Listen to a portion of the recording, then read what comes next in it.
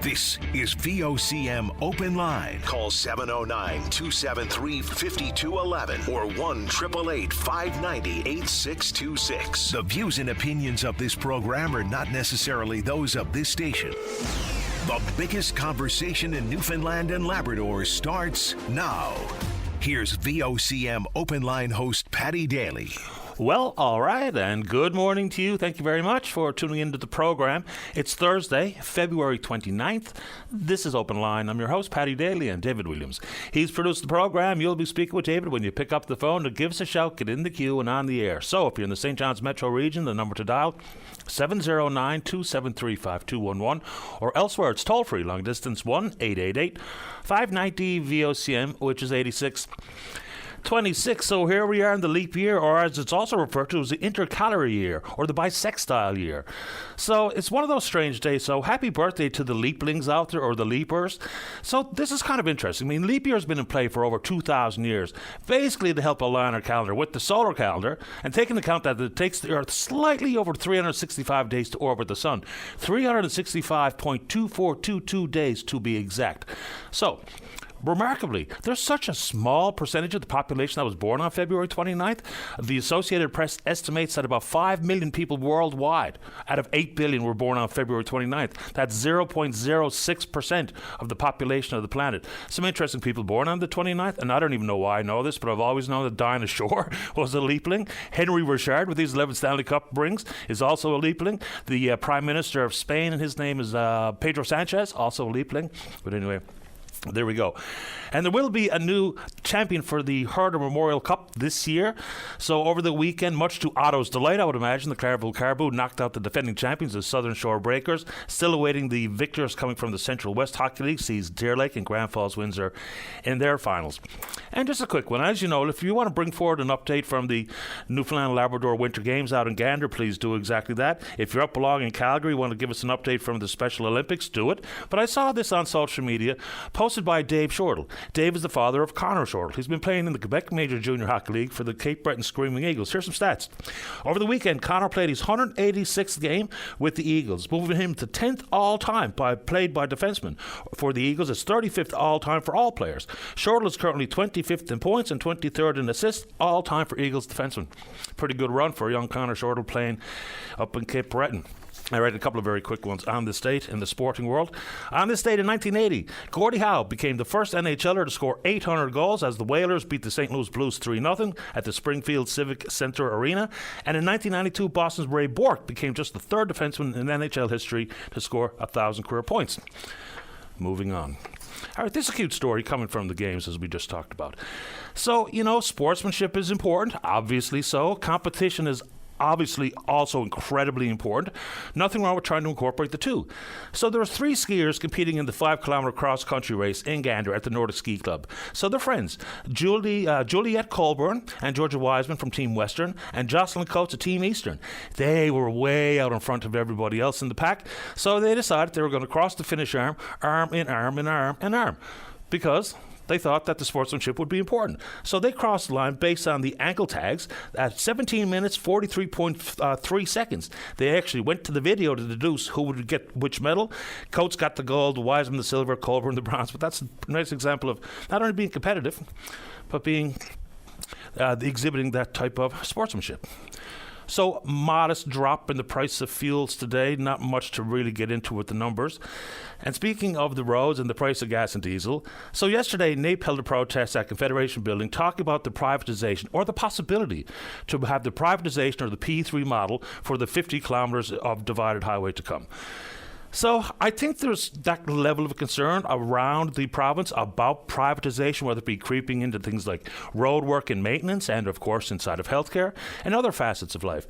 So they're talking about the minister proposing the potential for P3.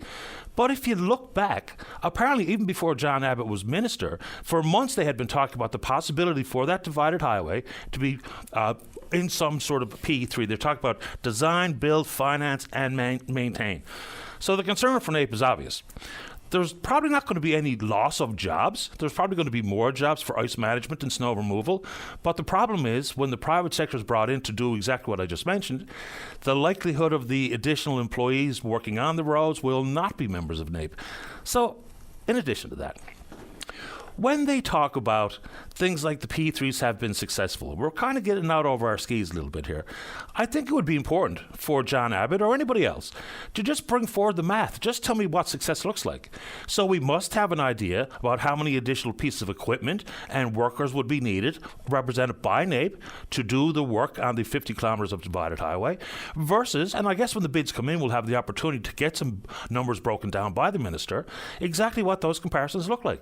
Because if there's a real upside, financially speaking, to the people of the province over the course of 30 years, fair enough. But NAPE is saying, forget 50 kilometres, not 1 kilometre will be inside that formula. You want to take it on? Let's go. Another, I'll call it, interesting story. So it was back in June of 2022 that the chairman of World Energy GH2 said quite publicly that he would not be asking the provincial government for any financial support and had no plans on asking the federal government either. Now, just almost 2 years later, something has changed. What that is, we really don't know. So now Ottawa has granted a $128 million loan. They call it a credit facility loan agreement. It's basically a line of credit.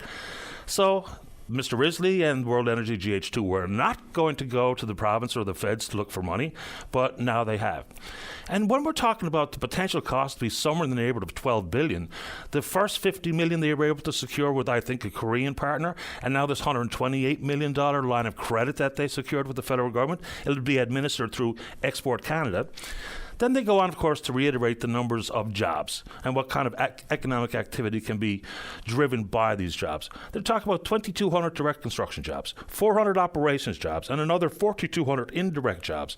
You know the concerns that people are voicing regarding this proposal and this industry. Some people are completely on side, some not so much.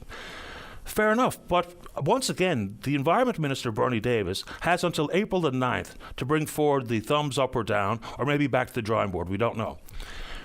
But there's still so much to be understood about these projects. Number one, when the federal government has really lucrative tax subsidies in place in the neighbourhood of 15 to 40%, which is huge monies, we don't even know what the definition of green looks like. You know, consequently, if you're a Nova Scotia-based wind proposal, which would be wind, hydrogen, ammonia, they have a vastly different set of circumstances when it comes to renewable energy versus their continued reliance on coke and coal. So we don't even know that yet. Plus, huge implications for us as the ratepayers here. We have no earthly idea what the relationship between Newfoundland and Labrador Hydro with the interaction or the integration between the public grid and World Energy GH2. But something obviously has changed. The chairman of the company said no going to the province or the feds for money, and now they've done exactly that. Everyone's in a hurry to get this completed. Of course, no one more so in a rush than World Energy themselves, but the feds seem to be very much where the province seems to be, optimistic, bullish, in full-throated support of these proposals. What do you think? You want to take it on? We can do it. And just an update. You know, we do know last October there was an issue with the galloping of the transmission lines and a $28 million cost to try to deal with said galloping. So now they're replacing the turnbuckles with what they call an extension link. And that's going to be dealing with 1,308 turnbuckles. The price tag, $28 million. So they talk about they knew that this was a possibility. They say it would have been too expensive to build the entire Labrador Island link with these extension links versus the snapped turnbuckles. So that work is ongoing. In addition to that, so we now know, and we've heard this last time when there was some damage last year, just how long it took to even get to the lines before they could do the transmission line repair work. Same thing with the recent ice event that saw damage to some 8 towers. The work has begun. We don't know how long it's going to take, but it's just another example of if and when there is a problem in some of the remote, isolated parts of the long-range mountains, for instance, where we see some of these damages. This time, no interruption of flow of power to customers on the island and or in Nova Scotia. But we have heard this warning brought forward by Liberty Consulting many times in the past that if and when this happens, and it will, that it's going to take a long time to even get there, let alone a long time for the said repairs. But we'll see if we can get an update. ASAP. All right, let's stick with energy, this time in the oil business. So, Husky, which has since been bought by Cenovus, pled guilty to 3 charges yesterday. There was 5 years since they were involved in the largest oil spill in the province's history. So, 3 of the charges were withdrawn. But we do know in 2018, 250,000 litres of crude from the White Rose oil field spilled into the ocean about 350 kilometres off the coast. Before they could act on it, the vast majority of it had dispersed. It was all based on ice buildup inside the flow line connector.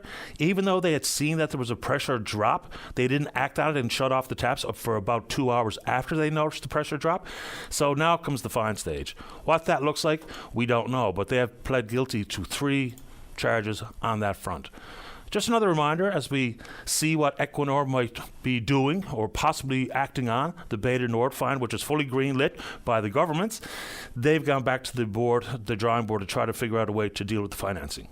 You know full well that one of the tricky issues that's being debated, whether it be between Equinor, the province, and the federal government, is the implications of Article 82 of the United Nations Convention on the Law of the Sea.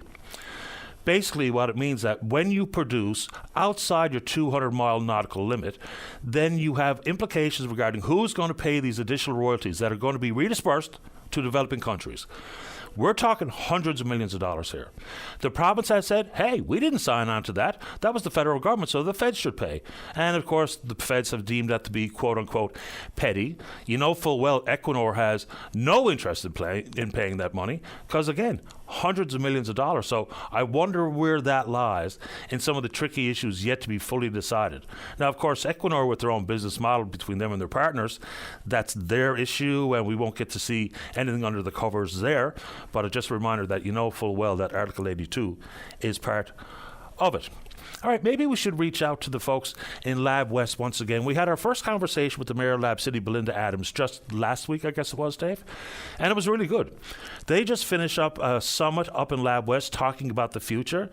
Lots of concerns up there about, even for potential mine expansion, we'll say, with the lack of power required for the expansion. Then I think there's some interesting questions being asked of some $18 million from the feds into Vale to decarbonize the mine.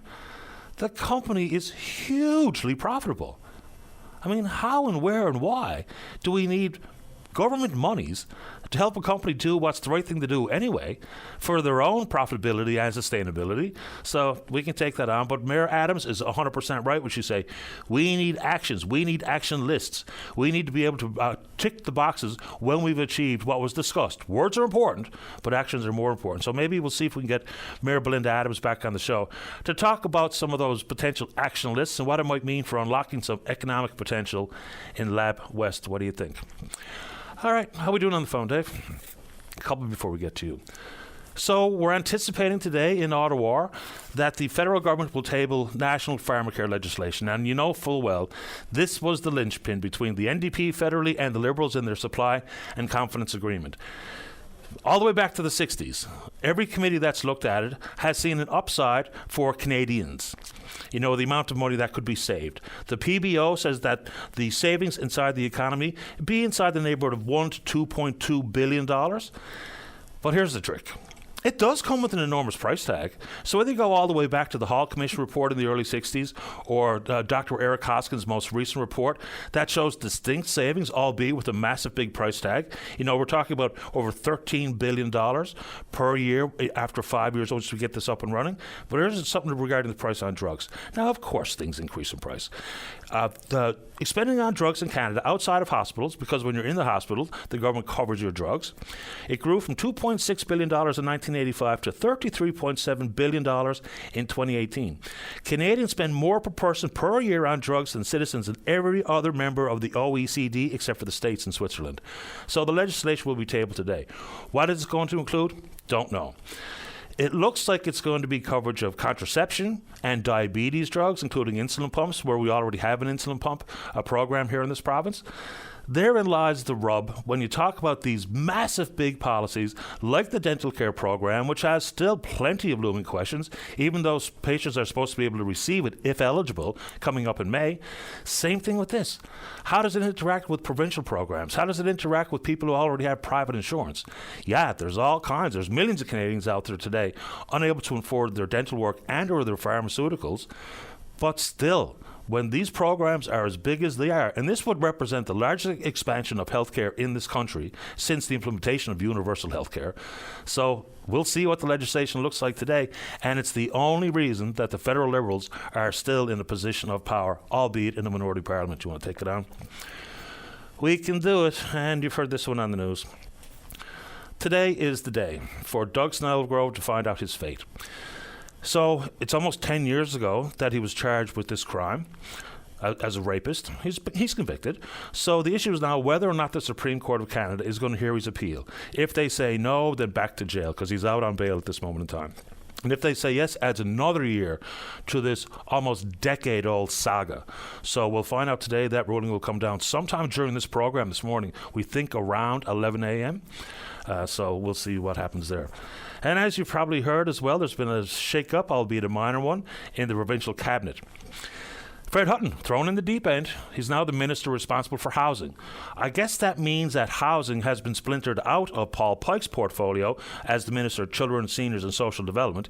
He's also the Minister of the NL Health Housing Corporation. I guess he keeps that. And what specifically or exactly will be Mr. Hutton's role in a very hot-button, complicated issue, a crisis, I would suggest, here in this province and right across the entirety of the country, from coast to coast to coast. So Fred Hutton, now the Minister responsible for housing. And if you're so inclined and you have the resources, maybe today you can consider participating in the Kids Eat Smart one-day blitz. So you know the work that Kids Eat Smart does, critically important stuff, fabulous organisation. If you'd like to make a donation today, you can go to kidseatsmart.ca. You can make your pledge, designate a school in your area to receive the monies to buy a child a breakfast before school begins, and or you can reach out to your local school or donate non-perishable food items and help restock the shelves that way. So it's the one-day blitz for Kids Eat Smart. We're on Twitter. We're a VOCM Open Line. Follow us there. Email address is openline@vocm.com. When we come back, let's have a great show. That means you're in the queue to talk about whatever's on your mind. Don't go away. Welcome back to the program. Let's begin this morning on line number 2. Saying more to the PC member for Ferrelyn. That's Loyola O'Driscoll. Loyola, you're on the air. Good morning, Paddy. How are you this morning? Best kind. How about you? Good, sir. Good. Paddy, you called in. I was on the hold yesterday, and you had a busy day, so I said I'd call back again this morning. Last 2 weeks ago, we had an issue in Trapassi with the breakwater, and heard the mayor on yesterday while I was waiting. And I'm going to say a week ago after that, we heard the minister on talking about giving away $4.3 million for the erosion, coastal erosion. And, this area has been hit with this again 2 weeks ago. As I said, breakwater is destroyed on one end, and they're open to the elements again. And, it cost this town a lot of money. So if they have another storm today, beach rock and sand and everything comes up across the road, the water lines are underneath, they got to go back and get some heavy equipment to clear the roads for people to get down to their homes. And when this happened the last time, it was a big safety issue. They had bikes and all that stuff available to bring people across if there was an emergency to an ambulance, and it was at a hard time of the year that it had happened. So, listening to the minister announce $4.3 million and not getting in touch with these people to finish this job and worried about the concerns in the area, it's just not right. Well, let's give the folks the numbers to consider. So it was just rebuilt last year to the tune of $900,000. The commitment for the town of Trapassi was $120,000 towards HST. And here we are this short while later, and it's gone. It's been rubbled, gone. So the initial $900,000 came from the feds through emergency funding.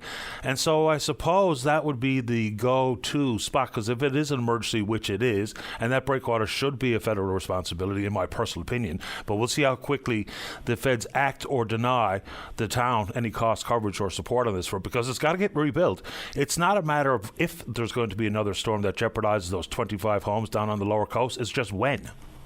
Absolutely, Paddy. And when they built that and started to build it, the town was interested in putting a cribbing behind it to reinforce the wall. And they said, well, we couldn't do it because it was a part of Hurricane Larry. This is Fiona that caused some other damage. We'd have to go back. And now look where we're to again today. So an absolute waste of money. And I was at an event last week, and people from Trapassi were there at a 50-plus event. And people in the area know that it's not the contractor's fault. It's the engineers that go up there, that these sticks that go down, they got to go further down in the ground to be able to stabilise that. And besides that, they should be putting armour stone out in the front of it. And, they just got to open to the elements. The sea comes in, and if you just put up a wall and the force of water, that's gone. No doubt about it is gone. And it's incredible that, that they don't listen to the people in the area to be able to fix this and fix it properly and have it done once and for all. Because, here we are now with $1 million wasted, basically. Paddy, on another topic, this week I was listening to the minister again putting out submissions on roads for the province, and then I heard a lady on a couple of days ago talking about how that's going to be distributed, and you put in your names, and as she said, who wins the colouring contest. I got areas in my district, and one example would be in St. Shots to Peters River, which is used, as part of the Irish Loop. The pavement is 38 years old. Had a call 2 days ago from a gentleman, who was going to put in a request for just personally from where he's to. He met 3 travellers last year. He said he normally has a tire kit or some spares and stuff like that to be able to help people out. He said he met the people and he's called in to give him some help. And they were stuck on the side of the road. He said, no, sir, we can't use your help. We got 3 flat tires and 3 rims gone. They were waiting for a tow truck. They were from Washington at the time. So, here, that's the kind of condition of roads that we're dealing with in the St. Shots area. And, it's just not acceptable. If you drive the Irish Loop with all the tourism that happens in our area, from UNESCO site to the tourism in Fairland with the archaeological dig, you got all kinds, St. Vincent's when the whales come along. We know the traffic that goes in the area at that time of the year. So, it's very important. It's called an Irish Loop. It should be included in that. That pavement should be done. And I've done enough petitions in the House of Assembly for them to have a look at that. And they should be out looking at it. I'm sure they are looking at it. But who decides when they get it? That's the big issue for everybody in my district. So where does it on the priority list? Is it on the 5-year plan anywhere? Well, that's the thing. We don't know. They don't tell us. They go up there and get calls from the mayors in St. Shots, and he asked me. You see people up there doing some. They're out. See some engineers out on the road. They don't inform us of that. We put in for it. We don't ever hear where it's 2 on the list. Wetlands Bay Line is another one. There's 8 or 9 kilometres in there that needs to be done. It's a rough area. People are driving back and forth there to Argentia, to Long Harbour. There's teachers driving across, going teaching over across, so they go across Wetlands Bay Line. And, last week during snow, they had to go out around because it's not open, but that's a different scenario. But still, it's a road that needs to be done. There's a lot of people that use that, fish plants trucking and crab across the island. There's campers that I get numerous calls from campers and motorcyclists as well. That is very dangerous to be driving these roads. And where do they sit on the priority list for this government? They haven't been looked at. And, it's a big, major concern for our area, I got to tell you. Well, of course it is. And you and I both know that all 40 members of the House of Assembly have constituents talking to them about deplorable road conditions in every one of the 40 voting districts. So it's, I think there has been some positive moves made here with our approach to road work, with the 5-year plan, with the early tendering, huge money being spent this past road work season. But still, you really have to wonder whether or not that the politics of pavement still plays an active role. Many people think, of course it does. What are you, naive? You just rolled off the turnip truck. But we've got to make sure that 5-year plan, there's always going to be wiggle room available for when and if there's a washout or whatever the case may be. But it should be, paving decisions should be made by civil engineers and only civil engineers. Nobody who is elected to serve anybody in the province should be involved or have their finger on the scale of road work. Absolutely, Paddy. And when I first got in, near 5 years ago, there was a 5-year road plan. Then the new minister came in and he squashed that plan. He was going to do it a different way. I mean, a 5-year plan seems like a good idea to me, and then they totally squash that and go with a different plan. Just doesn't make sense what they're doing. And you're right. pavement in politics. No doubt about it. It's certainly, I think, it plays a factor for sure. Yeah, very likely. You'd have to be pretty gullible to think that there's not some political influence on. And I mean, even in the most recent by-election, Mr. Hutton running it down in Conception B, Bell Island, said, I'll be able to get the roadwork done. Why? Because I have the ear of the Premier. Neither are civil engineers. Let's make sure that whether it's a Liberal government, a Tory government, or an NDP government, we get roadwork decisions made by people who know what they're talking about. And that's civil engineers, people involved in the heavy civil industry, right? So anyway, Loyola, anything else quick before I have to move on? Yeah, no, Paddy, one other thing, a couple of small items. One is the waste facilities in Baybowls and Renews today are opened. They will be opened for today only, based on the weather. They've been closed based on the weather. So today they're opened, I think, from 12 to 4 in Renews, and they're an extended hour, and they're closed from 12. Just let me check now, Paddy. I'm going to say it's closed from 11:30 to 12:30 for lunch. So they are open today for people that want to use these sites to get rid of some, and it's not household garbage, it's bulk garbage basically, and whatever they need to put in these facilities. And the other thing I'd like to do before I get off, Paddy, I'd like to wish all the athletes that are in the second half of the Winter Games to be able to go over and enjoy themselves. I had a couple opportunities to go to a Summer Games and a Winter Games as a coach, and it's a great experience for those kids, and hopefully they get over and enjoy it and enjoy it to the fullest. 100%. I mean, these are likely for most of the competitors the biggest tournament or competition they've ever been to. So it's exciting. And there's some good stories coming out of there. And we're going to see if we can't get someone to give us an update from on the ground in Gander, whether it be an organizer or someone who's reporting from the games. But appreciate the time this morning, Loyola. All right. Thank you, Paddy, and I appreciate your time. Thank you. Take care. Bye-bye. All right, let's keep rolling here. Let's go to line number 3. Annette, you're on the air. Oh, good morning, Paddy. I'm just calling in to make a quick call to say thank you to Martha Museska for her piece this morning in the Telegram. As we shift to digital services, don't forget seniors. And I'm a senior, and sad to say that seniors are really being somewhat overlooked today in today's society when it comes to digital business, like with banks or any service problems. And it's kind of sad, really. And even like I've talked to seniors, even if they call somewhere to get help, to get a real voice, you can't do it. A recording comes on, send in this digital number or we'll return your call. So the fact that Martha has written it up and has really done well, I have to say, I want to say a thank you to her on behalf of seniors, and hopefully something will come out of it, that the banks and places of business will have a couple of people there who are able to deal with seniors in person. Because we're all going to be seniors someday. I mean, I never thought I'd be one, but now I am. Hopefully someday I'll be one. So inside the banks, like for instance, which are federally regulated, so there are some potential controls that could be implemented. But for a lot of private sector offerings, the government, and really the government should kind of stay out of how they conduct their business. People can make their own decisions with their pocketbook. If they see and feel or they think they're not going to get serviced because it's a full reliance on tech, then they can find maybe a different provider. Here's something curious, though, Annette, just as an aside. Every time we have this type of conversation about seniors and using their laptop or using technology, I inevitably will get some emails saying, I hate when people do that because I'm a senior and I'm more than up to the task of doing my banking online and buying from Amazon and sharing stuff on Facebook and stuff like that. So there's plenty of seniors who can do exactly that. It'd be interesting to know what the breakdown is, but even for government specifically, people still, at this point, now tech is growing every single day, more and more people are using, but there's still people out there who are pen and paper and they need some real absolute counter service personally. So governments absolutely should be mindful of that. The private sector is going to be a little bit trickier. What do you think? I agree with you 100%. But, you know, a lot of seniors are not going to private sectors now. Like seniors at a certain age, they're dealing with the bank, or new rules come out from the bank about different things. And if they're not up on the digital stuff, they don't get it. Like I was over at the bank the other day, and the lineup even, they only had 2 tellers on, and the lineup was from the first teller right out to the door.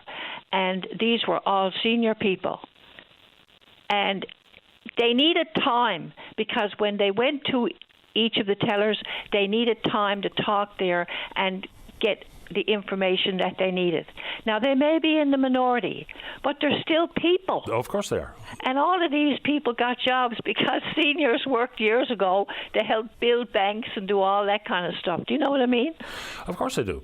And I wasn't trying to dismiss the concern because I hear this plenty, and it's very real. Yeah. I wonder also, Annette, and I can't answer this question, I'll just throw it out there for people's consideration. Sometimes some of the tech can be quite daunting. Oh, tell me about it. You know, it looks like, man, I can't do that. But there's a couple of people in my realm, as senior citizens, who they would tell me, like, I can't do this and I can't do that and I don't use email. And just with like a half-hour tutorial about how to do some fundamental things, next thing you know, the couple of people that I've actually tried to sit down and help sort them out with their newly gifted iPad, for instance, next thing you know, they're gone haywire on Facebook. I get an email from them 3 times a week. And now all of a sudden what they thought was impossible, they realized, maybe it's not as bad as I thought it was. So I would also encourage people that if you feel like it's something that you cannot handle, someone in your social circles or someone belong to you in your family, your grandchildren or someone who are really the best source of information with tech, just get them to walk you through something, just to see if it's something you can handle. And if you can't, fair enough, we'll get you some counter service. Yeah, you're so right, because they're coming home from school now from grade 3 and they can tell you what to do. Absolutely. Yeah, you know, but it's a good thing though to see somebody like Martha Museska put it in underneath the social notes, because it makes people at the top aware that there are still some who are not included in this digital age. And even businesses have an afternoon where anyone who wants to learn something come for an hour.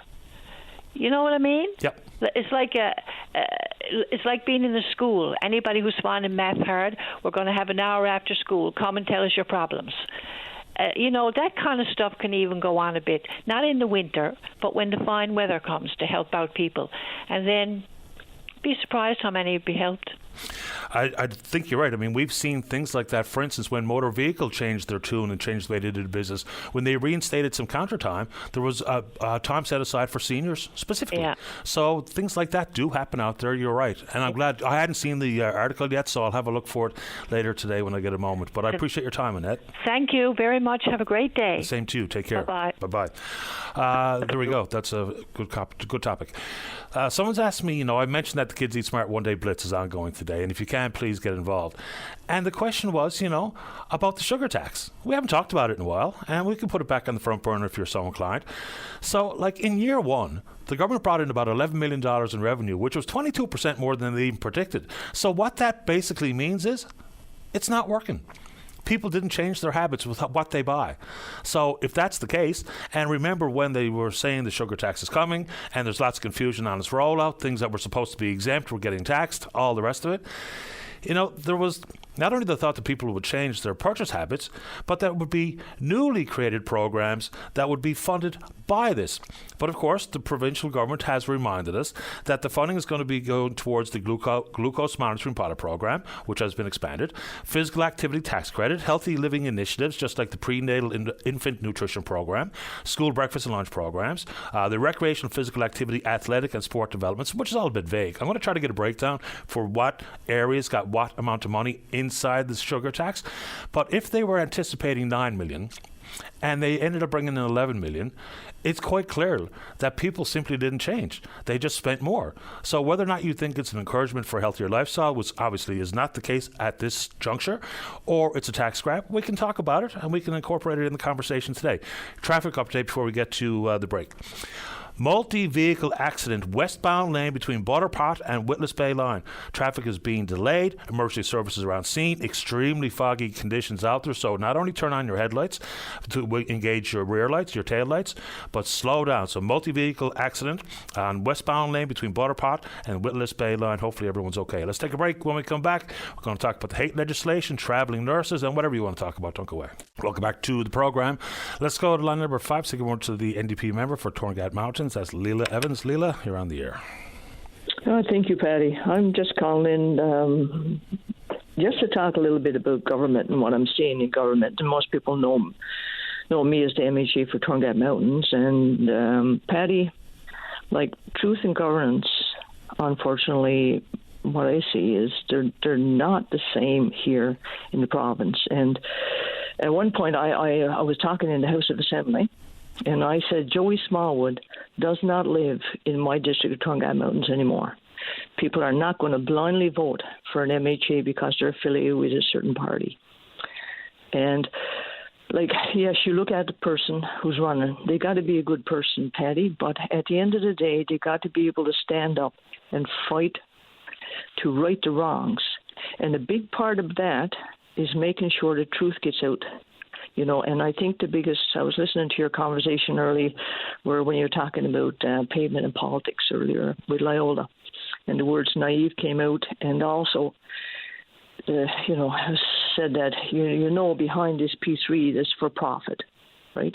But Patty, one of the biggest problems is the general public, the people out there, and that's one of the good things about your show is because people can hear the truth, is most of the times what's happening is hidden. The truth is hidden. It's really hard for people to know the truth. And then when things are uncovered, when it's finally uncovered or we get to a crisis, the public loses faith in government, right? And so that's a big concern for me. And we just look now. We heard about the Globe and Mail investigation, where it was uncovered about the travel nurses, these nurses for profit. And Patty, we know $36 million over 5 months. What's that? That's over 80. Sorry about that. It's $36 million 5 months. When you look at that, how much is that costing us a year? And then we look at people going to the hospitals, trying to access testing, trying to access treatment, and we see the backlog. And then we talk about, the healthcare system is broken. But then also, we all acknowledge the important role our local nurses play in our healthcare system. So to me, Patty, is what was uncovered was really, it was alarming because it's just the tip of the iceberg. And people hear now, we need the Auditor General involved. But that's about trust. I myself, I don't trust government to investigate itself. I don't trust most of the things that government is saying because as MHA, I'm sitting on the other side and I'm looking behind the curtain. After about a year in politics, I said, this is like the Wizard of Oz. I remember when I was a child reading the Wizard of Oz, and I still remember reading about where it peeked behind the curtain. And there was no grand wizard. There was no elaborate things at play here. There was just a tiny little man pulling strings. And what people need to realize is that we need the Auditor General to go in and investigate to find out really how much is this costing the public health care system. I don't even know if you can put a price tag on it, Leela, because the impact of what it means for the workplace environment, you can't measure that in dollars and cents. We know that that's absolutely a part of this conversation. Just imagine working side by side as an NDP member with a Liberal member on committee, knowing that because you're the so-called third party, you're making a third of what they make. I mean, how could that relationship, exist in any sort of meaningful fashion? Same thing with travel nurses versus the public sector registered nurses. So I don't think we can get a firm price tag on it. The initial problem is, if there was a need to hire travel nurses, and very likely there maybe was, but that money to not be considered how you might improve the lot in life for registered nurses and nurse practitioners before we got in the world of needing a travel nurse, it's safe to say that wasn't carefully considered. And now the problem, it persists that there's no real roadmap away from this. And Patty, yes, but how did we get here? And who is responsible for failing to not invest in our public health care system and allow these millions and millions of dollars to go to private companies and also to have travel nurses who's not invested in our communities earn 2 to 3 times more than our public health nurses, our public healthcare system nurses. But Patty, it's bigger than that. I'm not just talking about the nurses, the travel nurses, and our local nurses. I'm talking about truth and governance. And then we look at the P3 now that's being announced, and we hear from Nate their concerns. But Patty, Like the Minister of Transportation, John Abbott, he said that he's going with this. His decisions are P3 will save money. But we know the truth. We know the truth. The evidence across Canada, and also talking about Auditor Generals, provincial Auditor Generals across Canada have shown that when the private sector contractors are responsible for highways, and I'll just read from what NAPE is saying, snow clearing, ice control, they cut corners and increase profit. At the end of the day, we can't just let a minister stand up and say, oh, I'm going with this because it's going to save money. When we look across Canada and we know the truth is not in his words, but who's going to be failed by going through a P3? The public, us, because we hear about the problems, the deficiencies with this P3, but also we look at our workers in our province. Our unionized workers who rely on these jobs to feed their families, to live in our province, to be a part of the community. It's the same thing with the nurses. Our nurses who live in our communities, who rely on their jobs to feed their families, to have quality of life, And so for us, what's really alarming, and I look at it, is we've allowed government to erode that. We've allowed government to erode the backbone of our province, our nurses, our public health care workers, right? And then we look at Department of Highways, we look at NAPE. Patty, at the end of the day, like the way they're getting away with it is because they control the messaging. And for me, I'm from Northern Labrador. I'm from Torngat Mountains. And Patty, I didn't plan to be a politician, but now that I'm in it, I have to. People ask me, "Are you going to run again? When's the next election?" And I say, you know something, I can't live with myself. If I walked away from this, at least I have to try and lend my voice to what we're seeing, right? We can't allow ministers to stand up and say things, and then, learn later that what was said wasn't accurate.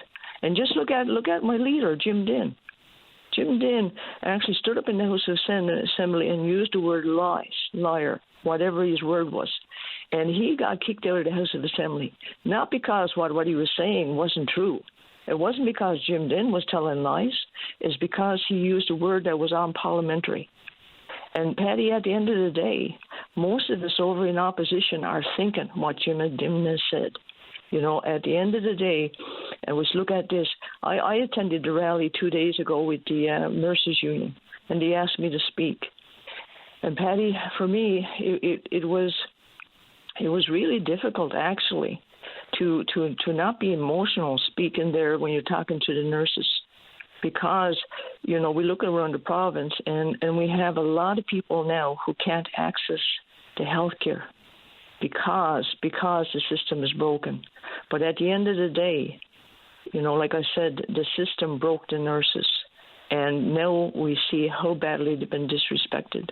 And for me, it's really difficult. And I'm just going to, one thing I said is when you're sick or need medical help, right? And across the province, when we're sick and we need medical help, we stand on the backs of the nurses. We stand on the shoulders of the nurses, because in every region of healthcare, you will find nurses working. And I think the solution is we got to start investing in our people. Yes, there's a role for companies, in our province, but really we can't have for profit in our healthcare systems. Even though there's always been somewhat of a presence of private inside of healthcare. I mean, even GPs with their own independent clinic, they're subcontractors of the government for all intents and purposes, dentists and chiropractors, and there's been some examples, but we're going down the road a little bit further, a little bit faster than I thought we would. I'm extremely late for the break, Leela. I'll give you a chance to wrap it up. But Kelly, I just want to add something, okay, with this company. right? We look at that $1.6 million that disappeared. They bill government for meals, but they never provide them to the nurses. That's what happens when you get private companies in our healthcare system. They're taking the profit out. They're taking the money out of our healthcare system that's not being reinvested back. We don't know where it's going. It's going to companies. And we got to be careful, Patty, because at the end of the day, we've been a have-not province in the history of Newfoundland and Labrador, but we can't allow government to siphon off the monies that we need to live and have quality of life in our province and feed it to their buddies, to big corporations, companies that actually contribute to their elections. At the end of the day, we can't. And it takes people standing up, it takes people running who have honesty and integrity, and it's going to call them out on that. I appreciate the time this morning, Leila. Thank you. You're welcome. Bye-bye. It's Leila Evans, the NDP member for Torringay Mountains. Let's take a break. When we come back, Terry's down the cove. He's got an update on snow clearing. Don't go away. Welcome back to the programme. Let's go to line number 1. Terry, you're on the air. Yes, good morning, Patty. Thank you for taking my call there this morning. No problem at all. Just calling now to give you an update on a conversation I had with you last week, an issue I'm having with the town of Portugal called St. Phillips under snow clearing regulations. I don't know if you'd like me to give a brief overview to your audience or just go right into it. A buddy across the street's ploughing the snow across the road into the ditch in front of your property. That is correct, yes. Right. So basically, after speaking to you on Thursday, I got an email from one of the councillors. Actually, it was the chair of the Public Works Committee, and she basically wanted to know. She heard me on your show, and basically wanted an update on what I was looking for. So I explained the situation that I attended a council meeting because she had to leave the council meeting, and she was off for a while. She was having some family issues or whatever. So basically, I got back to her and I basically told her what I was looking for. The resident was, doing this has been 9 times. It's been done, and I just wanted to find out what is the town's procedure for dealing with this kind of stuff. So she said she'd get back to me. So on that Sunday, February 25th, looking out through my window, and next thing I noticed, town employees out across the street from me, and there was a backhoe there and all this. So they were digging up. So I said, well, I wonder what's on the go. So I went out just to see what it was. And basically what it was, when I talked to one of the town employees, was snow had clogged the ditch and it was causing flooding. Same thing as I've been preaching to the town was going to happen, for 6 weeks. So I took some pictures of it and all that, and I sent it to the councillor and basically told her that I never got back. He never got back to me on what you were going to do. So the councillor emailed me back that day and said they got to put on the agenda for their public works, meeting. And, I find it very strange, Freddie. Here, this is a regulation they have in place, and the town doesn't know how to deal with it. They got to put it on an agenda to have a meeting to see how they're going to deal with, as you said in your thing, these are standard regulations most municipalities have, like snow clearing regulations. And it's basically the same thing as you had a noise regulation. So basically after a certain time. So you had a resident that was, say making noise after the hour. So you put in a complaint to the council. They went up and spoke to the individual, but the individual never did. And you got to have a meeting with the committee to find out how you're going to deal with it. I find this, absurd, really. I'd be really surprised if there's not a clear-cut clause inside the town bylaws regarding where you can push snow. I'd be really surprised. Yeah, like I said, I've emailed you, I've CC'd you on all these emails, so you know what I'm saying. So basically, here you had an incident now on Sunday that could have been avoided. Like I said, basically, here you had town employees come out on a Sunday, so obviously they were paid overtime. A backhoe, all this could be avoided by the director of public works or the CAO of the town enforcing the regulations. That's all they got to do. But for some reason, they do not want to, enforce their regulations. From what I've heard from some of the residents around, there's been that wasn't the only case of flooding. You know what I mean? So basically now here you have a situation where you had the cost of all this. You may have claims gone in from the town on people, and all this is on the taxpayers of the town of Portugal Cove St. Phillips, all because of their director and the CAO of the town not enforcing the regulations. You know what I mean? They came back to me again when I told them. I said, what? When will I find out anything? Well, I wanted to find out when the meeting was. So basically, they told me the meeting is going to be March the 4th, and then they got to go to council. So, you know what I mean? This could go on for another month. Yeah. And so we're not having... There's some basics. You can't shovel out into the street, period. You can't shovel it down to someone else's driveway, end of story. So if there's something missing that needs an agenda item to say, can I indeed shovel the snow across the street, which I don't think you can, and into someone else's property, which would include the ditch right up to the easement against the road, I mean, let's go. These are things that should be very fundamentally adhered to and addressed. I mean, it shouldn't take months to figure out whether or not that person is doing something that is allowed and or reasonable. Yeah, that's my point exactly.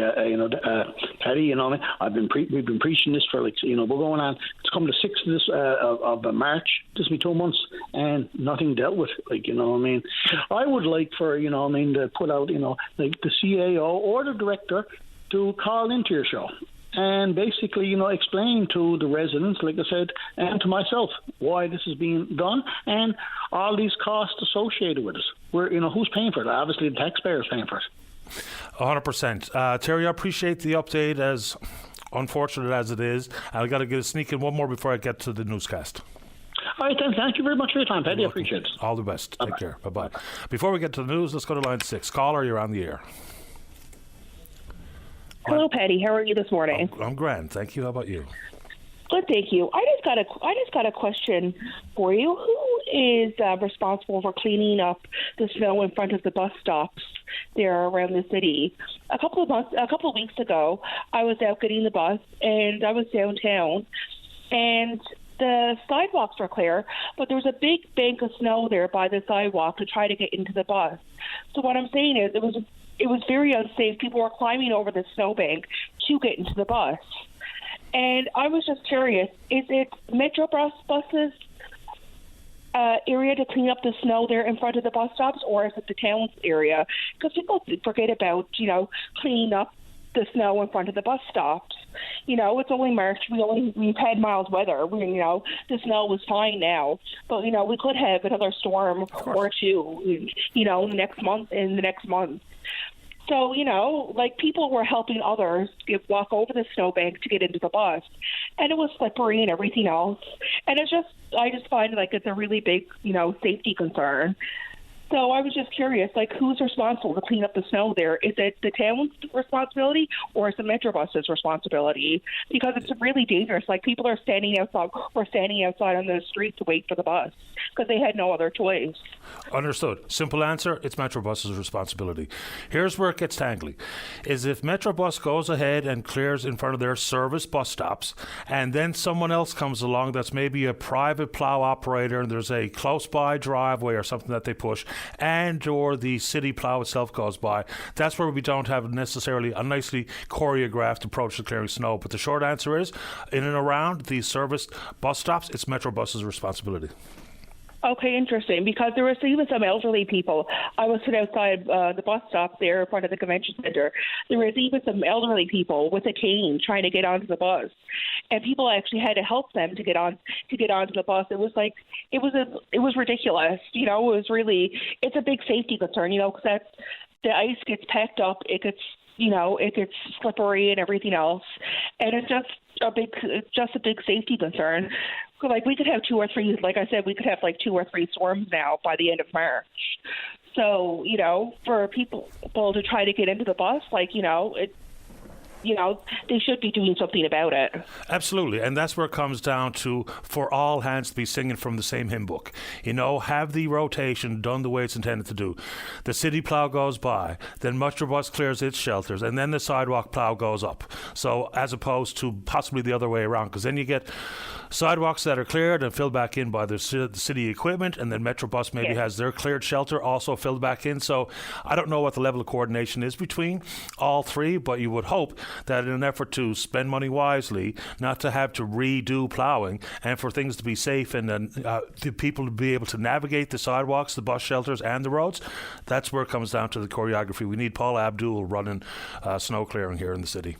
I appreciate the time. Anything else you'd like to say before I get to the news? Well, the area that I live in, I've seen people coming out with their shovels and shoveling out there by the bus shelters and shoveling inside the bus shelters so people could have safe access to get into the bus. But yeah, no, I was just wondering. I didn't know if it was Metrobus' concern or if it was the city's concern. But I just wanted to put that out there just in case we did have another storm. Sure, and you can call Metrobus directly to give them a specific shelter where you have some concerns. Their number is an easy one. It's 709-570-2020. 570-2020. Yeah. All right, Patty. I might give them a shout before the day is out. Thank you so much for taking my call. I appreciate it. My pleasure. Stay in touch. Bye-bye. Take care. Bye-bye. Thanks. You too. All right, let's take a break. Online hate legislation that has been proposed. It's always a good idea as to why the proposal is in place. It's how it's going to be litigated is going to be some ongoing debating concern. So we'll talk about that. We're going to talk about Stephenville Airport and then whatever you want to talk about. Don't go away. Welcome back to the show. Let's go to line number 4. Colin, you're on the air. Good morning, Mr. Daly. How are you this morning? Doing okay. How about you? Pretty good, thanks. I want to talk about Bill C-63, the proposed online hate legislation. Yep. There's just a few provisions in there that kind of leave me scratching my head, really. One concerns the use of peace bonds and court orders by judges dealing with someone whose behavior is deemed to be escalating and that they may in the future commit a violent act against I'm looking forward to getting in. Against an identifiable group or groups of people. And the court's ability to place those persons under pretty restrictive criteria, like, for example, house arrest and electronic monitoring. And these are people now who haven't been charged with a crime. Of the honorable. Yeah, well, I mean, it's preemptive stuff. It's punishment before there's actually been a crime committed. I know what they're attempting to do here, and I think there's something needs to change in the way that some of the online activity does escalate. We do know that many people have been radicalized. Like, for instance, last week when we found out that the fellow who ran down the family of Muslims in London, Ontario had committed an act of terrorism, and he admitted in his manifesto he was radicalized online. But you can't, I don't know how they're going to actually enforce any of this stuff. There's caveats in there for provisions to dismiss frivolous suits at the Human Rights Commission, what have you.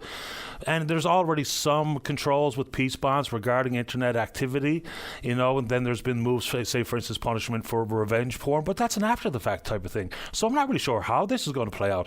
And I do think there's a legitimate debate and concerns being offered here. I've got no problem with things like a hate crime offense being a maximum life imprisonment penalty.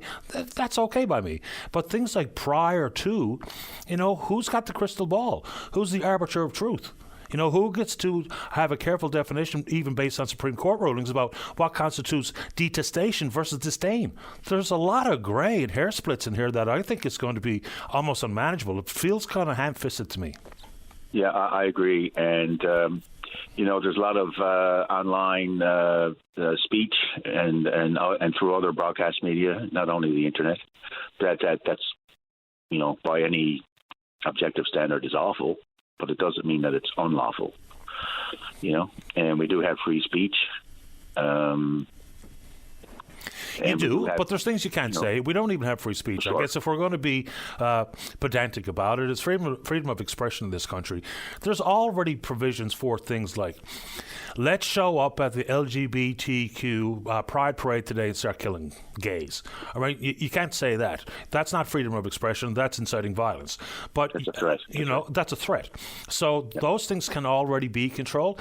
But something like if you're commenting on what's happening in Gaza, and you say anything that might be perceived as either Islamophobic or anti-Semitic, how does that get adjudicated, right? Who gets to tell me that if you're calling for a ceasefire, then all of a sudden that's an anti-Semitic utterance that is going to lead to violence against Jews? I think we're extrapolating well down the line. But, let me use this analogy. Maybe this is a poor one.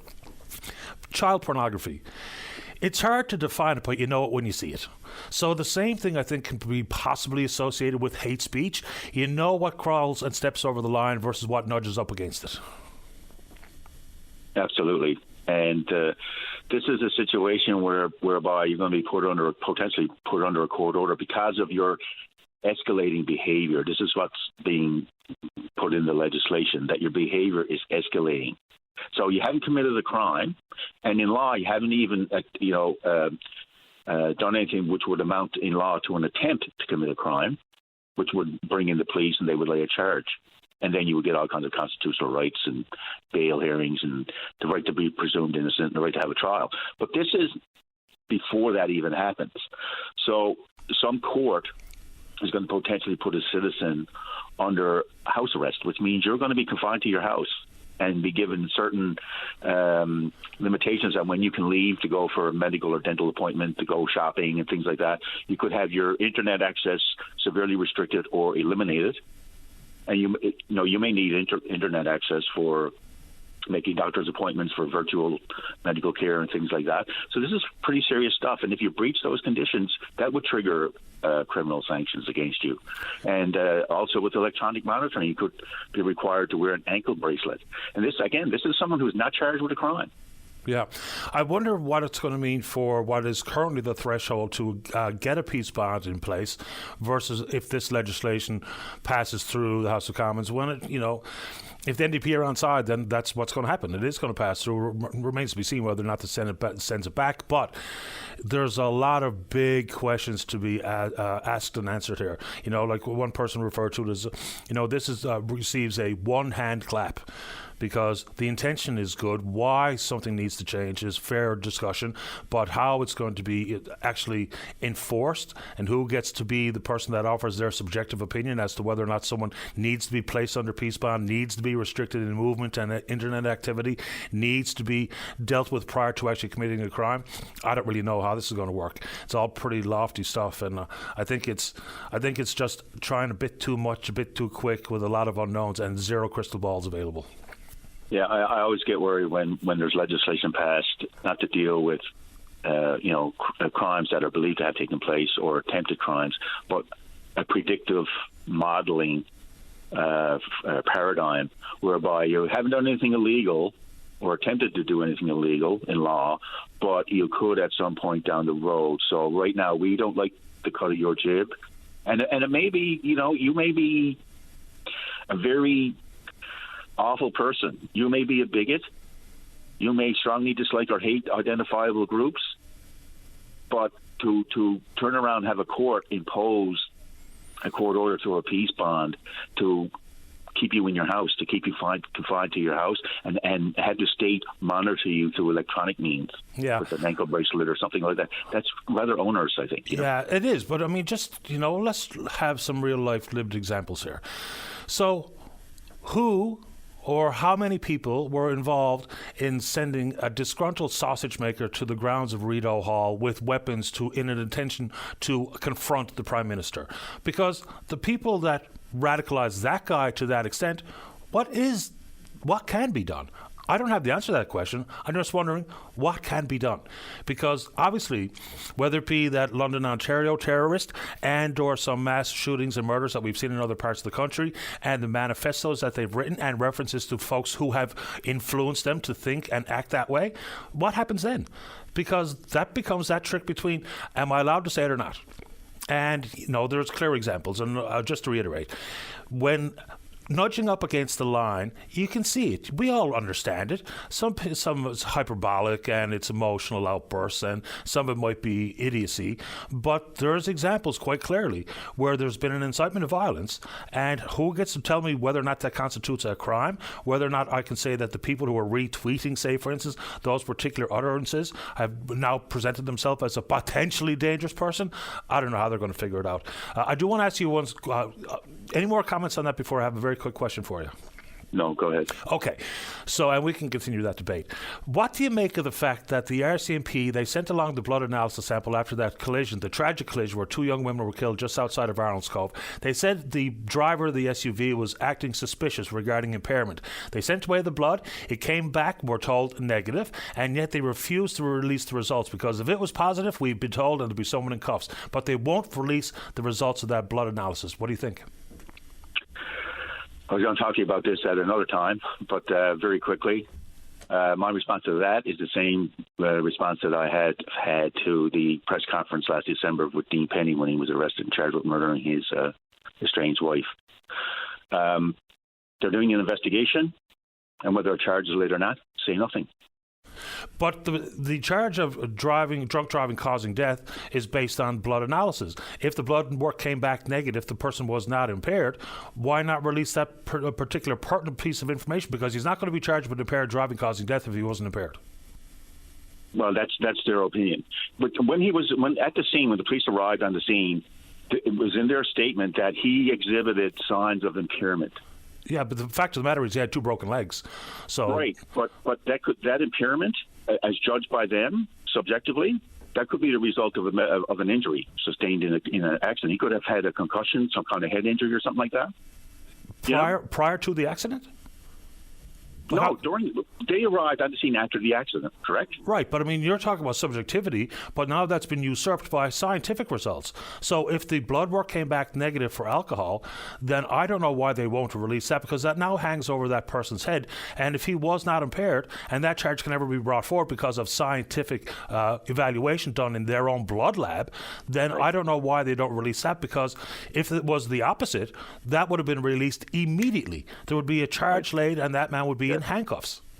Yeah. So I don't know how they can have it both ways. That brings me back to my original point. When they're doing an investigation, say that they're doing an investigation, which is fine, but don't get into he exhibited signs of impairment. Say nothing. Fair enough. We're doing an investigation, so they won't be put in that position. You know, they turn around and say we've got a blood sample, it's sent off for forensic analysis, and now they're in the position they're not going to release the information. So in order to avoid that scenario, say nothing in the first instance. Yeah, and then they won't be put in that position, right? Colin, I got to get off to the break. Appreciate the time.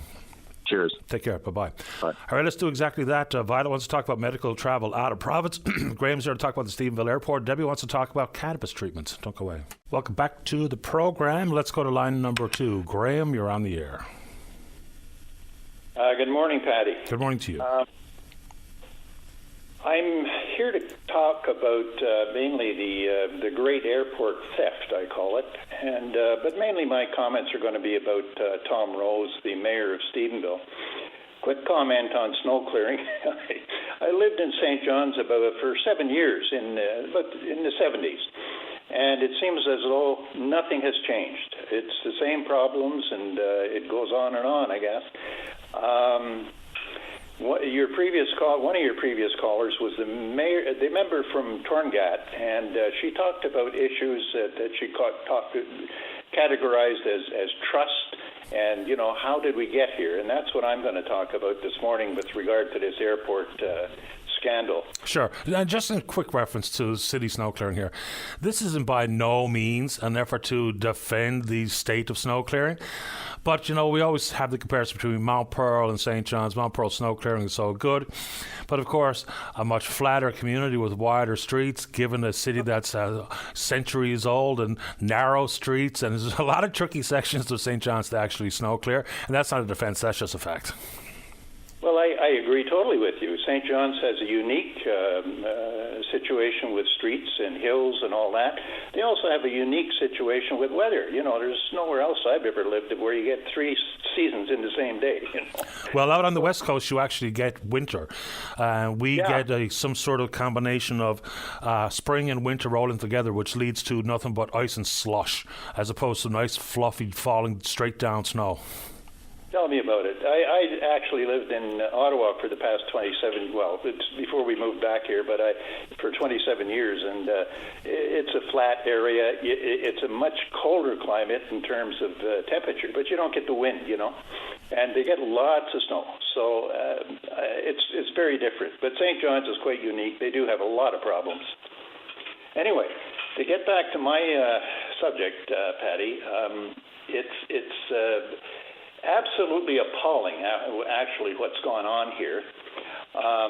Tom Rose is running a campaign supporting a chap by the name of Trevor Murphy, who is running for a council seat. There's a by-election next Wednesday for 3 council seats on the Stephenville Council. There was 3 councillors that actually resigned. This fellow, Trevor Murphy, was the former chair of the Airport Corporation, and he signed off on this agreement back in 2022, actually just about giving the airport away for nothing but a bunch of promises, and promises that, of course, Diamond could never have fulfilled. This whole issue is about Tom Rose. Diamond is a sideshow. He's a con man. He had no money to invest in anything. Still hasn't, and all the promises and talk he's given over the past 2 years is just garbage. That airport down there today has absolutely nothing going for it except a lease with the GH2 people for a laydown space and other things. Now, that's what they're hoping to do. The problem I have, of course, is when did Tom Rose actually know about the project coming here? This guy actually is living in a house which he doesn't even have a permit for on his property. It's within the Stephenville boundaries. The council a few years ago actually issued a eviction notice to this guy. He wasn't mayor then. But they didn't enforce it, and they put it in abeyance until there was a study being done by the Provincial Water Resources Management people, which came out a couple of weeks ago. An absolutely disaster. This guy has some property there, which he inherited, and he wants to subdivide it, and he's been talking about that for years. The water resource people said that the property is sitting on top of, I live in Kippens, the Kippens aquifer. There's 2 aquifers, one for Stephenville, one for Kippens. Now, Rose's property sits on top of the Kippens aquifer, and their report says absolutely no development there whatsoever. Now, of course, he's still living there. There's to be no further development there whatsoever. And the only water supply they're allowed to have there is shallow wells. And this is the guy. He's been doing this for years. He's been after trying to subsidize, get a subdivision going. And I think this is the final thing. I don't know what this council's going to do. He's the mayor, so if there's ever a conflict, this guy's in constant conflict. Believe me. And it has to end. With respect to the airport, yes, the airport has been sold to Carl Diamond, and after 2.5 years of lies and obfuscation from these people, they finally found some chap out in Saskatoon who was a $50 million lottery winner, and he provided a $1.1 million mortgage to Diamond in order to pay off the debts of the corporation. There was a $900,000 line of credit for the province, which had to be paid off. So that's how he got the airport. Now, it's completely ridiculous. Tom Rose never, or Diamond particularly, never presented a business plan or anything else to the board with regard to operating an airport, where the revenue was going to come from, all that kind of stuff. Just normal things that a transaction of this nature would require.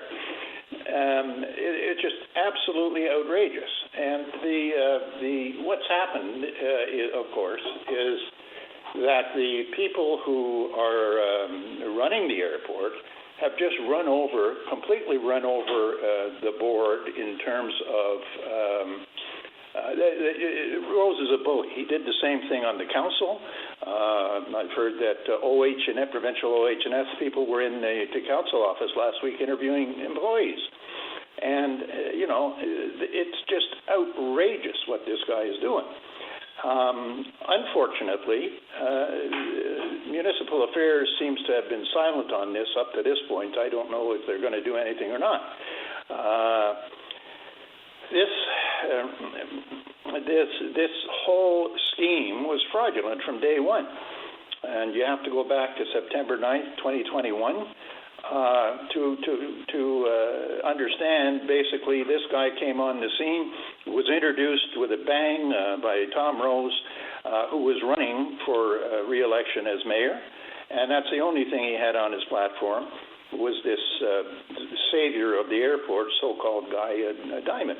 I was in Ottawa at the time, and I got a call that morning to listen to this broadcast. It was carried by CBC, not CBC, NTV, and it was carried on NTV. I watched the thing. I almost fell off my chair listening to the absolute dribble. I've been around aviation a long, long time. I was a former chair, and it just absurd, these people. They didn't know what they were talking about.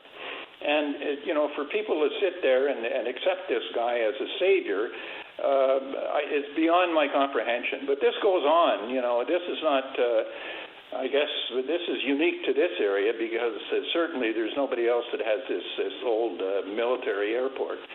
And, there's no way now, given the announcements by Porter last couple days ago, about servicing new routes out of St. John's and Deer Lake. There'll never be any passenger flights into Stephenville. Just ain't going to happen. That's the three major airlines now that service Deer Lake. It's only an hour and a half away. I mean, a large portion, the majority portion of Canadians live more than an hour and a half away from a regularly scheduled airline flight. It's that simple. Well, people here just don't seem to understand that. But in any event, this thing with Diamond and Tom Rose is just as rotten as it comes. Back during the the mayoral campaign back in 2021, when Tom Rose was running and promoting Diamond as the savior, he actually, and this is my belief, he actually got the RCMP to visit two businessmen in town. One was the previous mayor and another businessman and myself, because we were supporting his opposition. And these people called and talked to the other two chaps and told them that because I had written an email about Diamond and what I had found in the public domain, it took me about half an hour to figure out this guy is a complete fraud. He was talking about he had all kinds of companies going. He had aircraft and wind tunnel testing and blah, blah, drones and blah, blah. It was just garbage. And the RCMP talked to these chaps. I put that information out to some friends in town. And the RCMP actually went to these people and talked to them and said that they wanted to talk about the emails circulating because Diamond wanted them to stop. Now, look, that's, first of all, interference in an election. RCMP aren't supposed to do that. But the poor chap that actually visited us was a constable. Constables don't make those kinds of decisions by themselves. Rose had his buddy sergeant, no doubt, make that, try that. And I put a formal complaint into the commandant of Division B in St. John's, and of course the whole thing stopped immediately. And I got a very, a nice response in writing. But it was a little bit different from what really happened because I got a call from a sergeant who said he was in charge of the detachment at Stephenville. This guy, he just beat around the bush, and he actually threatened to charge me with some ridiculous charge that had happened to be never, ever charged before in Canada, because the call happened to come in on my cell phone while I was visiting a good friend of mine, a very old friend, who happens to be in the law business. And, we laughed at him, and the guy hung up. It's just, what goes on around here is just absurd. And yes, it's a small town, and yes, it's not unique But this is just outrageous what's happened here with this airport. Absolutely outrageous. The people that supported this airport over the years, and the province, with its $900,000 line of credit to keep the doors open, and the people of the Bay St. George area who did everything in the world to support the thing. They even did fundraising for the Sure. thing.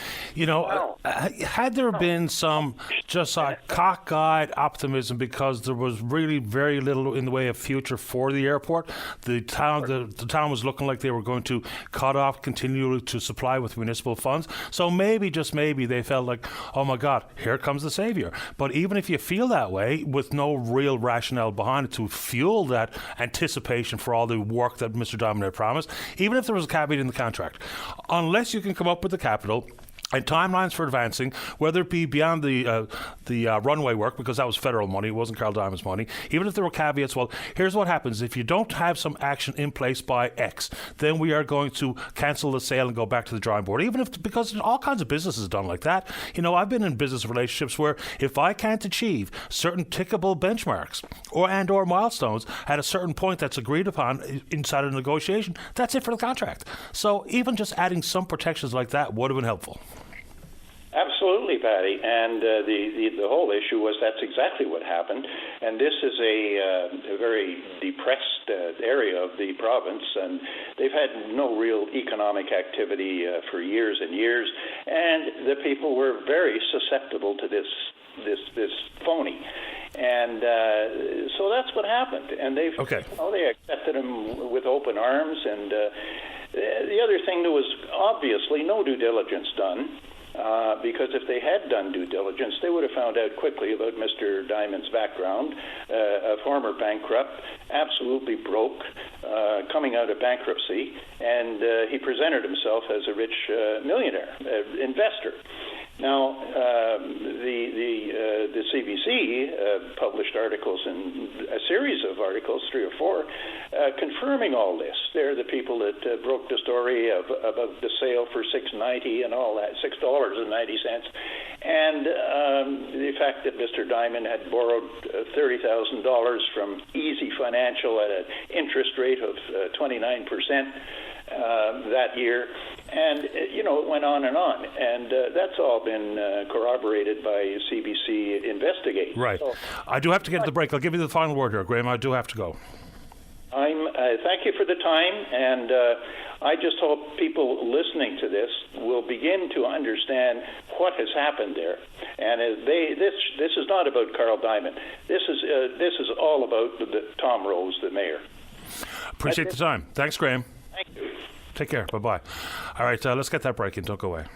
Welcome back to the show. Let's go to line number 7. Violet, you're on the air. Yes. Hi, Patty. Hiya. I'm calling about the travel for people needs medical treatments out of the province. Okay. And I've been dealing with an issue myself for the last 5 years, going back and forth to doctors, and they don't know what is causing my pain and stuff. So my family doctor sent me to Toronto, and I had to go on Friday. But our healthcare here only pays like 50% off after your $400. Your first $400 you have to pay yourself, and any expenses after that you have to pay. You only get back 50%. So if I spend $1,500, just say, for my expenses and hotels and whatever, the government will give me back $550 out of $1,500. Mm-hmm. Yeah, it's not a full cost coverage. That's true. And how do you do that with people that can't afford to do this? And it's not my reason that I'm sent somewhere else, because the healthcare here is the shits, like the saying says. So you have been referred to a specialist that is not someone that exists in this province for further diagnosis, or what exactly are you traveling for? Further diagnosis, because I see doctors here in St. John's, and they can't diagnose my problem. So my family doctor, I cannot deal with it. I cannot deal with it no longer. I'm dealing with pain and discomfort. I can't sit down. I can't do nothing. And I'm after calling the health board. I'm after calling the MHAs and everything. And I still had to turn around and pay for this. It's outrageous. I don't mean to pry into your medical circumstances because it's none of my business, but are you being referred to a different type of specialist or simply a different specialist in the same discipline that happens to be living somewhere on the mainland? Yes, exactly. Okay. The doctor that I seen here, she said that there's nothing else that she could do for me, and she don't even know what my problem is. So and I'm after trying now to get into different ones, and nobody seems to be able to tell me what's wrong. And I can't live like this. So I got to travel out of the province to get answers. But why do I have to turn around and pay, could be $900 or $1,000 out of my own pocket when it's not my doing? And then I question, people on social services gets all this paid for. But I'm a person that my husband is not a government person. My husband only works like everybody else every day. And I'm not working myself, so how do you come up with this money? And this is like a appointment that is just me, pretty much to examine me and see what they can do. I might have to go back 10 times for treatment in Toronto. So where do I come up with all this money to? It's disgusting. I just heard on your station, the government, the Liberal government down in the Delta paying $500 for a meal, and people like myself not able to get my trip paid to go to Toronto. Yeah, no, that's people with their own $500 that were able to pay for that. I understand that, but still, I can't afford to do this. And if I had to go back 5 trips for treatments that I'm not able to do here in the province, where do I come up with all this money? I don't know. It's a terrible predicament to find yourself in. You're not alone. I hear these stories at least once a week. It's outrageous. The government needs to look at this stuff. I'm here, say if I'm paying, if I had to stay in Toronto, sure, a hotel is $200. Oh, you're not going to get a hotel room in downtown Toronto for $200. I can tell you that much. No, but I mean, I'm just, bring it to your attention. I mean, I don't know. I know myself, but I'm not even going to talk about it. But the saying says, how do you do this? I might have to go back for treatments 5 times after this. I wish there was a simple. Not come up with $5,000 or $6,000 to make these trips. I wish there was an easy answer to offer you, but unfortunately there's not. The medical transportation plan is simply a subsidy as opposed to 100% cost coverage, which leaves a lot of people unable to even accept a referral that has been offered. So, but I don't got much of a choice. I can't live like this. I understand. That's the point. I can't go on living like this in pain and suffering because I can't afford to. I have to turn around and put this on my visa now and turn around and pay off. If I had 5 other appointments to deal with to Toronto, where did they expect people to get the money? I cannot cancel this appointment, and I only had 2 or 3 day notice to do this because it was a cancellation in Toronto, and I've been on the list now for 10 or 11 months waiting to go to Toronto, and I've been on a list in St. John's for the last 5 years to see doctors, and I still never see them. So, Violet, you are going to go ahead and pay whatever's required out of pocket? I have no other choice to do it, but I'm just saying. Yes, I understand your point. If I had to go again. I understand your point. The government needs to look at this because if there's no medical treatment here for me in the province, I should have the right to go to this without me worrying about it every day, that I have to turn around and pay for it. It's stressing me out because I've been dealing with this for 5 years and nobody can tell me what's wrong. Plus, I get the appointment to go to Toronto, I have to turn around and come up with $1,000 for myself. Yes, ma'am. And the government only pay me back $500. Understood. I understand, and I'm sure everyone listening to the program understands the predicament you find yourself in. I hope that you're able to find a way to cover costs, and I hope you finally get a diagnosis. Anybody so that we can help you? Do you know anybody that would help you, to cover some of this cost? Not particularly. That would be out of the generosity of someone's own heart. Yeah. As, you know, Okay. and if someone is struck by this call and is interested in trying to help you out in some capacity, inevitably they'll get in touch with me. And if they do, and I can't make any promises because of the obvious reasons, but if anyone does come forward like that and has been intrigued by your call and would like to help you out, then of course we will be more than happy to connect you. Yes, and I would be too. But I'm just saying, like, it's so outrageous, the healthcare here, and you can't even get the services. And then when you do have to travel, understood. You know, it's very disgusting to people, to be honest. And all the money that's wasted into the government, and they can't even provide the services of healthcare in the province. It's outrageous. I appreciate your time. I wish you well. Thank you very much, Patty. No problem, Violet. Take care. Bye-bye. Okay, let's try to take a break. Don't go away. Welcome back to the show. Let's go line number 4. Say good morning to the NDP member for Lab West. That's Jordan Brown. Jordan, you're on the air. Hi, Jordan. Jordan Brown, you're on the air. Jordan Brown is on hold. Let's go to get a response to Violet on line number 2 from, or do you want me to take Debbie? Yeah, I'm going to take Debbie. Let's go to line number 5. Debbie, you're on the air. Good morning, Patty. Hi. Can I talk to you about a little bit of background first? Is that okay? Sure. We don't have a whole lot of time, so keep the background tight, and then we'll keep going. I will. I have suffered with complex post-traumatic stress disorder, which included seizures. I was diagnosed officially in 2012, although it was long before 2012.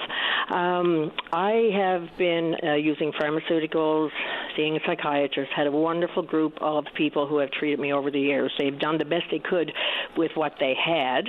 I was a counselor for 25 years, so I was trained, educated in the old school. What I have discovered is that the pharmaceuticals were only pushing my pain further and further down. That includes physical and emotional pain. They weren't working. So I'm not one to give up. I wanted to get well. I just couldn't live like that anymore. I wrote a letter to our government, Minister Tom Osborne, in the fall, advocating for psychedelic medicine treatment to be available in Newfoundland and Labrador. Of course, as I expected, the answer was, a roundabout way of saying, no, we can't do this. I don't believe that. Their reasoning was that it had to be approved by Health Canada and had to be evidence-based and so on and so forth. There's other provinces that have approved psychedelic treatment. Ontario, Quebec, Western Canada. Ontario is where I first went. I didn't go. I just found someone in Ontario to ask them to treat me because I was desperate to get better from this illness. They couldn't treat me because I didn't live in Ontario, but this doctor was licensed by Health Canada to use psychedelic treatment. He referred me to a person in New Brunswick, so I did this illegally because psychedelic treatment is not legal in Canada. I traveled at my own expense to New Brunswick, and I did 2 psychedelic treatments.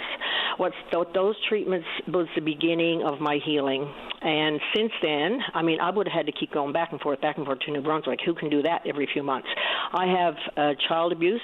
That's where my trauma began as a child, and it's taken a long time to heal. Thank God I have the background and education that I have.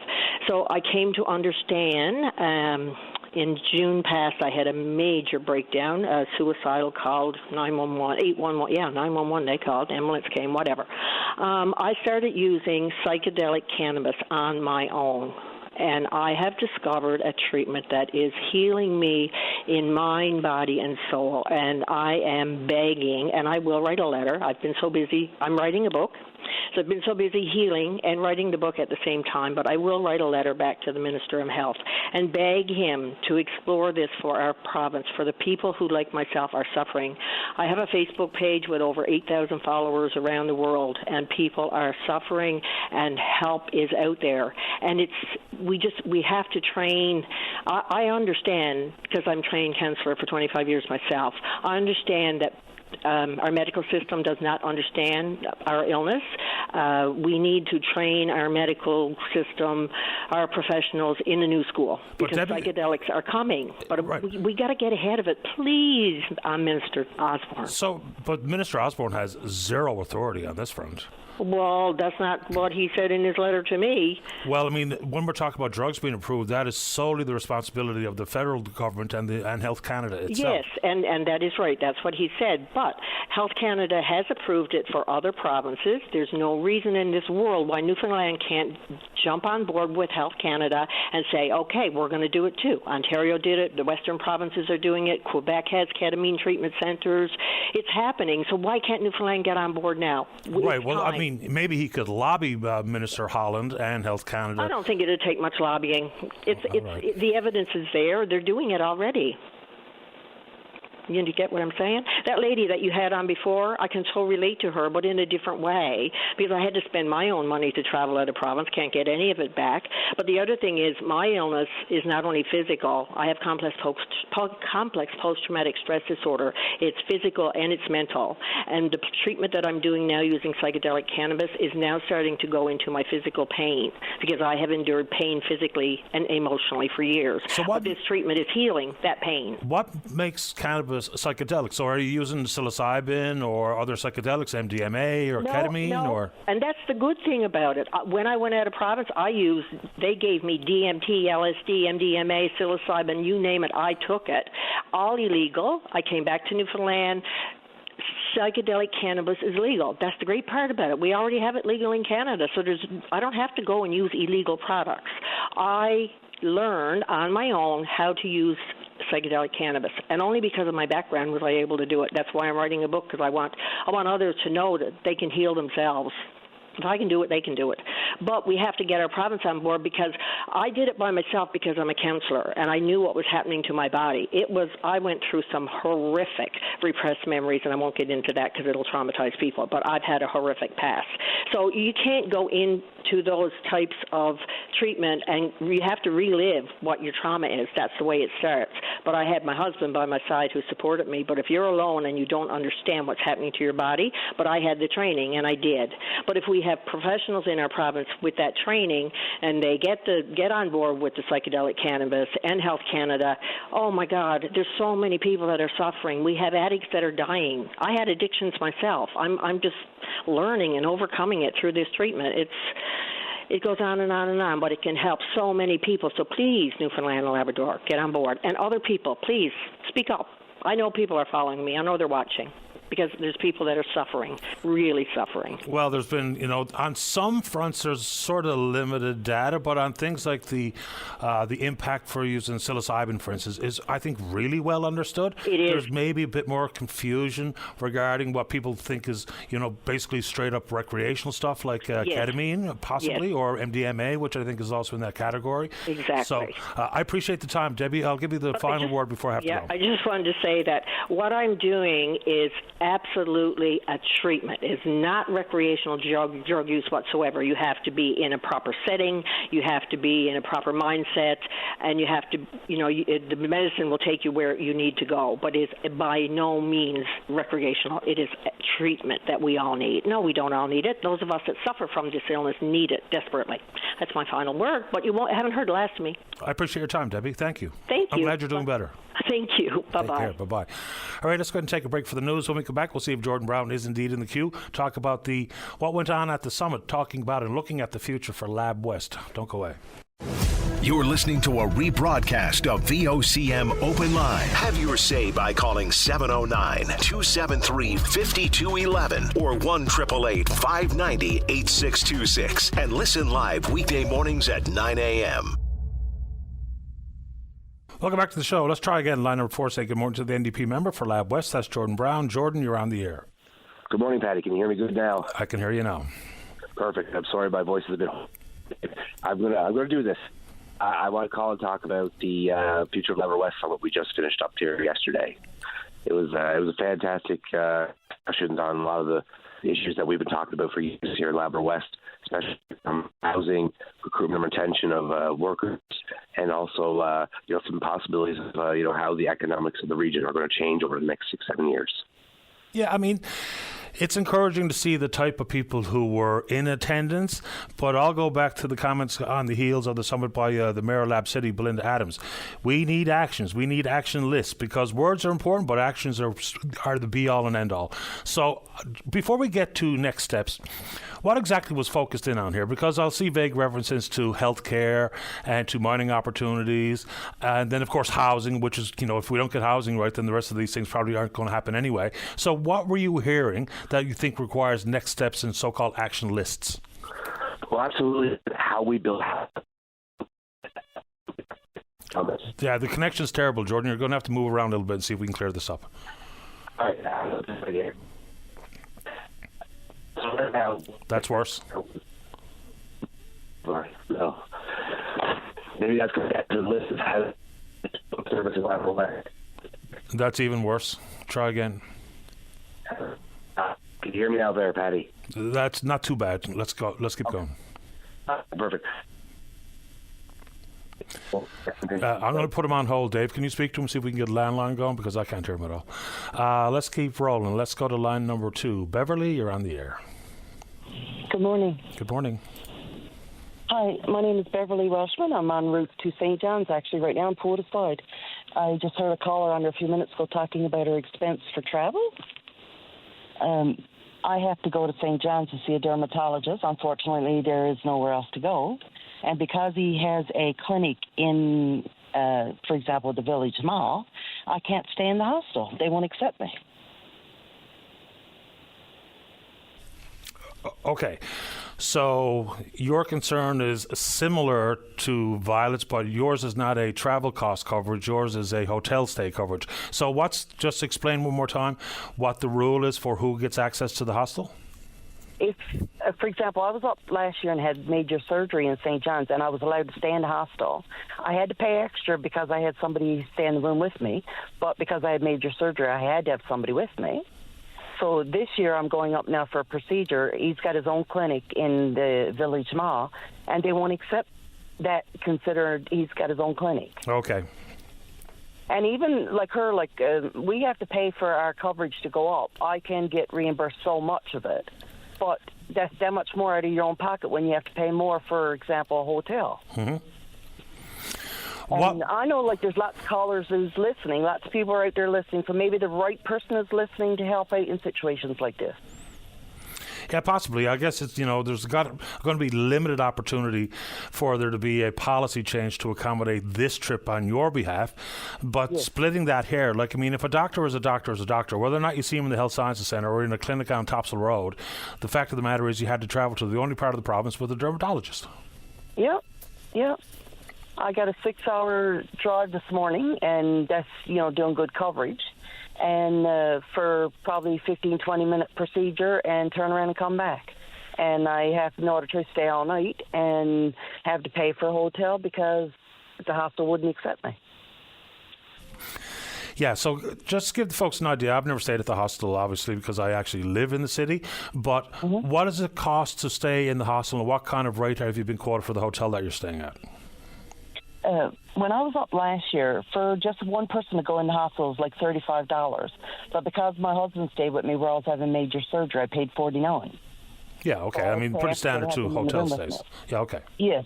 The hotel, even though it's medical, 108 is the lowest they would give you, which is not bad, but still, that's 108 that I got to take out of my pocket. Yeah, there's always going to be issues regarding access and proximity to surgical opportunities and specialists, and in this case, a dermatologist. So unless there's, the ability, and there never will be, the ability for the province to make sure that all of these types of specialists are in all different corners of the province, which you and I can both be honest with each other, we know that's not going to happen. So whether or not the Medical Transportation Assistance Program hits all the right marks or the right tones or tunes or whatever the right word is there, obviously it's coming up short for many people. Well, see, Patty, you mightn't hear much television around St. John's, but I'm from Little Burlington. In our community, there's fundraisers left, right, and centre for families who are in certain circumstances where a child or a parent needs medical assistance, have to go out of town, And it's like, this should be what our government is helping us, not to, yes, it's wonderful that we do this for each other, but our government should be stepping in situations like this. Oh, in fairness, we have these conversations in this chair in St. John's all the time. I have conversations, email and on air, about medical transportation assistance constantly. Yeah. Hopefully, it gets on the right ears and it's something that they start to work on and make, I don't expect them to move a dermatologist to Grand Falls area central, but helping the assistance of people who have to travel to these appointments to be able to get there, not cancel or have to do without because of the fact of the income. I totally get your point, and hopefully the visit to the dermatologist gets you what you need, whether it be a diagnosis and or a course of treatment. But point taken and understood, and hopefully you have a safe rest of your drive this morning, Beverly. Thank you. Looking forward to coming in St. John's. You're always welcome. Bye-bye. Bye-bye. All right, I don't know what happened to Jordan. He's no longer on my call list. Let's check in on the Twitter box. We're VOCM Open Line. Follow us there. So a bit of back and forth ongoing regarding the RCMP's decision not to release the results of the blood analysis sample that they sent to their laboratory. I think it's in Ontario. So I'm not really sure I'll get some people's points here. So if he was, and when I said drugs in reference to a back and forth with Aaron, what I mean by drugs is not medication, whether it be cocaine or cannabis or some sort of drug like that, because there's rules on the books, as opposed to a prescribed medication. If that's part of the conversation, fine. But that does not mean that when the general public, 99% of whatever percentage of folks here, that's a suspicion of impairment, their mind automatically goes to drugs, not pharmaceuticals, drugs, and alcohol. And if both of those have come back negative, then I can't understand any reason as to why that has not been released. If it was the opposite and he was under the influence of cocaine or alcohol, we would have known that immediately. That's the point. Let's take a break. When we come back, Jeremy's there to talk about wind energy and land claims. Robert wants to talk about spending in the city. I assume this is the city of St. John's. Don't go away. Welcome back to the show. Quick update from the courts. In this case, the Supreme Court of Canada. They have refused to hear Douglas Snellgrove's appeal. So what that means is the end of the road. Snellgrove will be back in the penitentiary to serve the remainder of his sentence, or whatever amount of the sentence he will indeed serve. So that's it. And now I assume that very quickly starts the process of removing Constable that we see in front of his name in news stories, because technically he's been on leave without pay since the arrest. But the Supreme Court has refused to hear the appeal of Douglas Snellgrove and his conviction for sexual assault. Let's keep rolling. Line number 3. Jeremy, you're on the air. Good morning to you, sir. Morning to you. Sorry, I'm not a very good public speaker. Good morning. The reason I'm calling you this morning, and I give you guys a little synopsis, I'm wanting to call about the conduct of the Crown and the provincial government this morning, and their access around the world energy to GH2's $128 million donation, or corporate welfare, I would call, and the shenanigans involving the courts in Newfoundland. Okay, what exactly is happening? So basically, I am deemed the sister case to the Friends of Hallelujah case, which you may have had other people on here talking about. And so I have a land rights claim against the Crown where the windmills will be taking place in our land. And so the provincial government's named on it, the federal government's named on it, and the Federation of Newfoundland Indians. Meanwhile, these people are going about announcing this wind energy project will move forward despite the claims against them. They have bribed the Chief Missile Joe, obviously with a position here, and it looks like they're getting to the interim chief now, because yesterday Judy Hutchins on her Twitter announced the $128 million for them, but they can't reconcile with the ongoing grievances with the Mi'kmaq and the disenfranchise of the Mi'kmaq. So it's quite a couple topics. And meanwhile, when we try to bring issues to their court, our paperwork sent back to us and told it's in the improper form, despite 1,400 pages of litigation saying otherwise. So the basics are they're refusing to hear your claim action, period? Well, yeah, so I was at the federal court for 4 years of Ottawa. They said the jurisdiction belonged to the Supreme Court of Newfoundland here in September. So since September, I've been trying to reach out to the Supreme Court of Newfoundland. They have denied communication. They have blocked communication, blocked emails. I have hired people in St. John's to deliver the paperwork. And then the very same day, without even checking it, they send it back to me and say there wasn't a printed signature on it. There was clearly a printed signature on the paper when I received it that I signed. This is just some of the shenanigans. So they're playing games in court. They're picking what cases they can hear. Obviously, there's a lot of oppression being done onto the Mi'kmaq as a whole. It's already been ruled that the FNI has done it, but I'm saying the Crown is doing it too. Now, those are some pretty bold statements, but these are the shenanigans going on. And meanwhile, they're buying out our supposed leaders with this windmill project. Yeah. So, I mean, the issue for you is very specific to a land claim as opposed to simply a baked-in opposition to wind turbines. Am I hearing this properly? Well, I'm opposed to wind turbines in our land as well. So some people, like I said, they haven't negotiated properly. I believe they haven't did the environmental impact surveys properly. I am in Ontario, but I frequent my area very much so, and I have plans to move back here as shortly as possible. For being an advocate and a litigant, I've actually been targeted with persecution. I've had false allegations made criminally against me, dropped. I've had family members harassed, attacked, so on and so forth. So the Crown has done a lot of shenanigans, and I'm just trying to make them to light today. I'm not the best public speaker, Patty. I apologize. No, you don't have to. I just want to make sure that regardless of who calls, whether or not they're an orator of note or someone who thinks that they struggle speaking publicly, I just want to make sure that I understand what we're talking about so that I can help further the conversation. So you don't have to worry about what you're presenting. Okay, no problem. And I think that the tract that had the Crown. The track that the Crown has done in regards to the Mi'kmaq population over the last 20 years says leaps and bounds. And now it looks like they're buying out our leaders, the remaining leaders, the interim chief of the Halibut. I won't mention her name because it's not fair to me to do it. And I can mention Missile Joe. It's actually on NTV that he's accepted the position already with the World Energy GH2, 6 weeks after resigning from administrative head of the Mi'kmaq First Nation. If that doesn't say bribery, I don't know what does. Well, I don't know if he's been bribed or he simply has an interest and was made an offer and accepted. I mean, he's a big voice to have at the table. I would imagine they were very quick to offer him a seat. Well, and there's a lot of private meetings, seemingly at Judy Hutchinson's resort or lodge that she has in Labrador with Mr. Fury and Mr. Missile Joe and G2H. I thought the concern there was that Fury went to a Risley-owned lodge. From what I understand, that Lundgren's name or Judy Hutchinson's name has been thrown into it. So there's a lot of what I would deem as political corruption and backroom deals going on. Now, that might be merely speculation from my end, but from on the outside looking in. And meanwhile, when I reach out to these government offices in Newfoundland to lay complaints about not having my paperwork processed with the Supreme Court of Newfoundland, it is openly blocked. That is seemingly what the gist of it is by the Crown, is just to block communication, set up roadblocks as much as possible so that we never get to have our day in court, to say the least.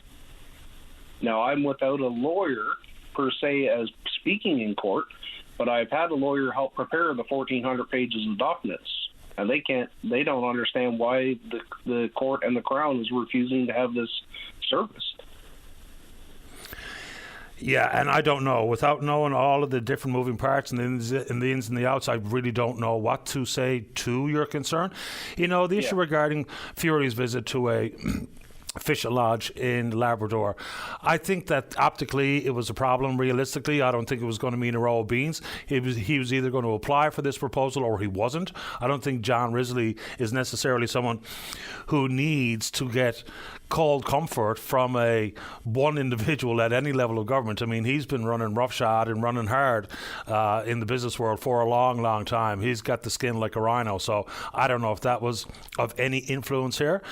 And of course, there's still a lot left to be understood about his proposal, period. You know, like I mentioned off the top of the show, definition of green and the integration with the public electrical grid. So I'm going to quote this from Mi'kmaq Matters, which they posted 14 hours ago.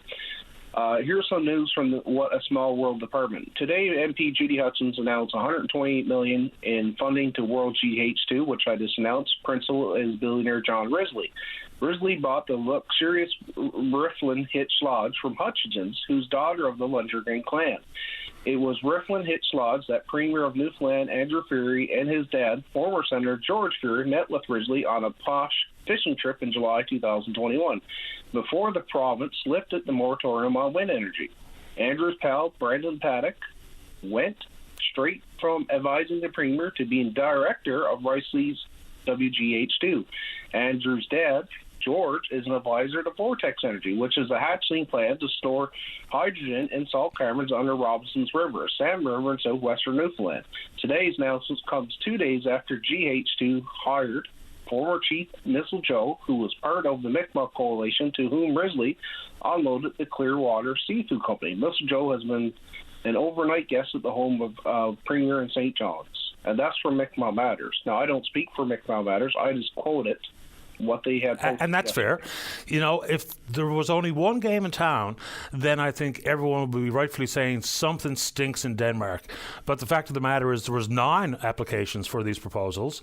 And so whether Mr. Risley was advocating on behalf of 9 different proponents from different parts of the world, then I think that, you know, maybe some of this is not quite as egregious as some people may suggest it is, because if Risley was the only application and the only game and the only possibility, whether it be in just Porta, or if he had applications in multiple areas, then I think we would all be absolutely outraged as to how this all unfolded. Yeah. But we'll see. I'll give you the final thought, Chairman, because I'm almost up against the 11:30 news. All right, yeah, no problem. I do thank you for your time.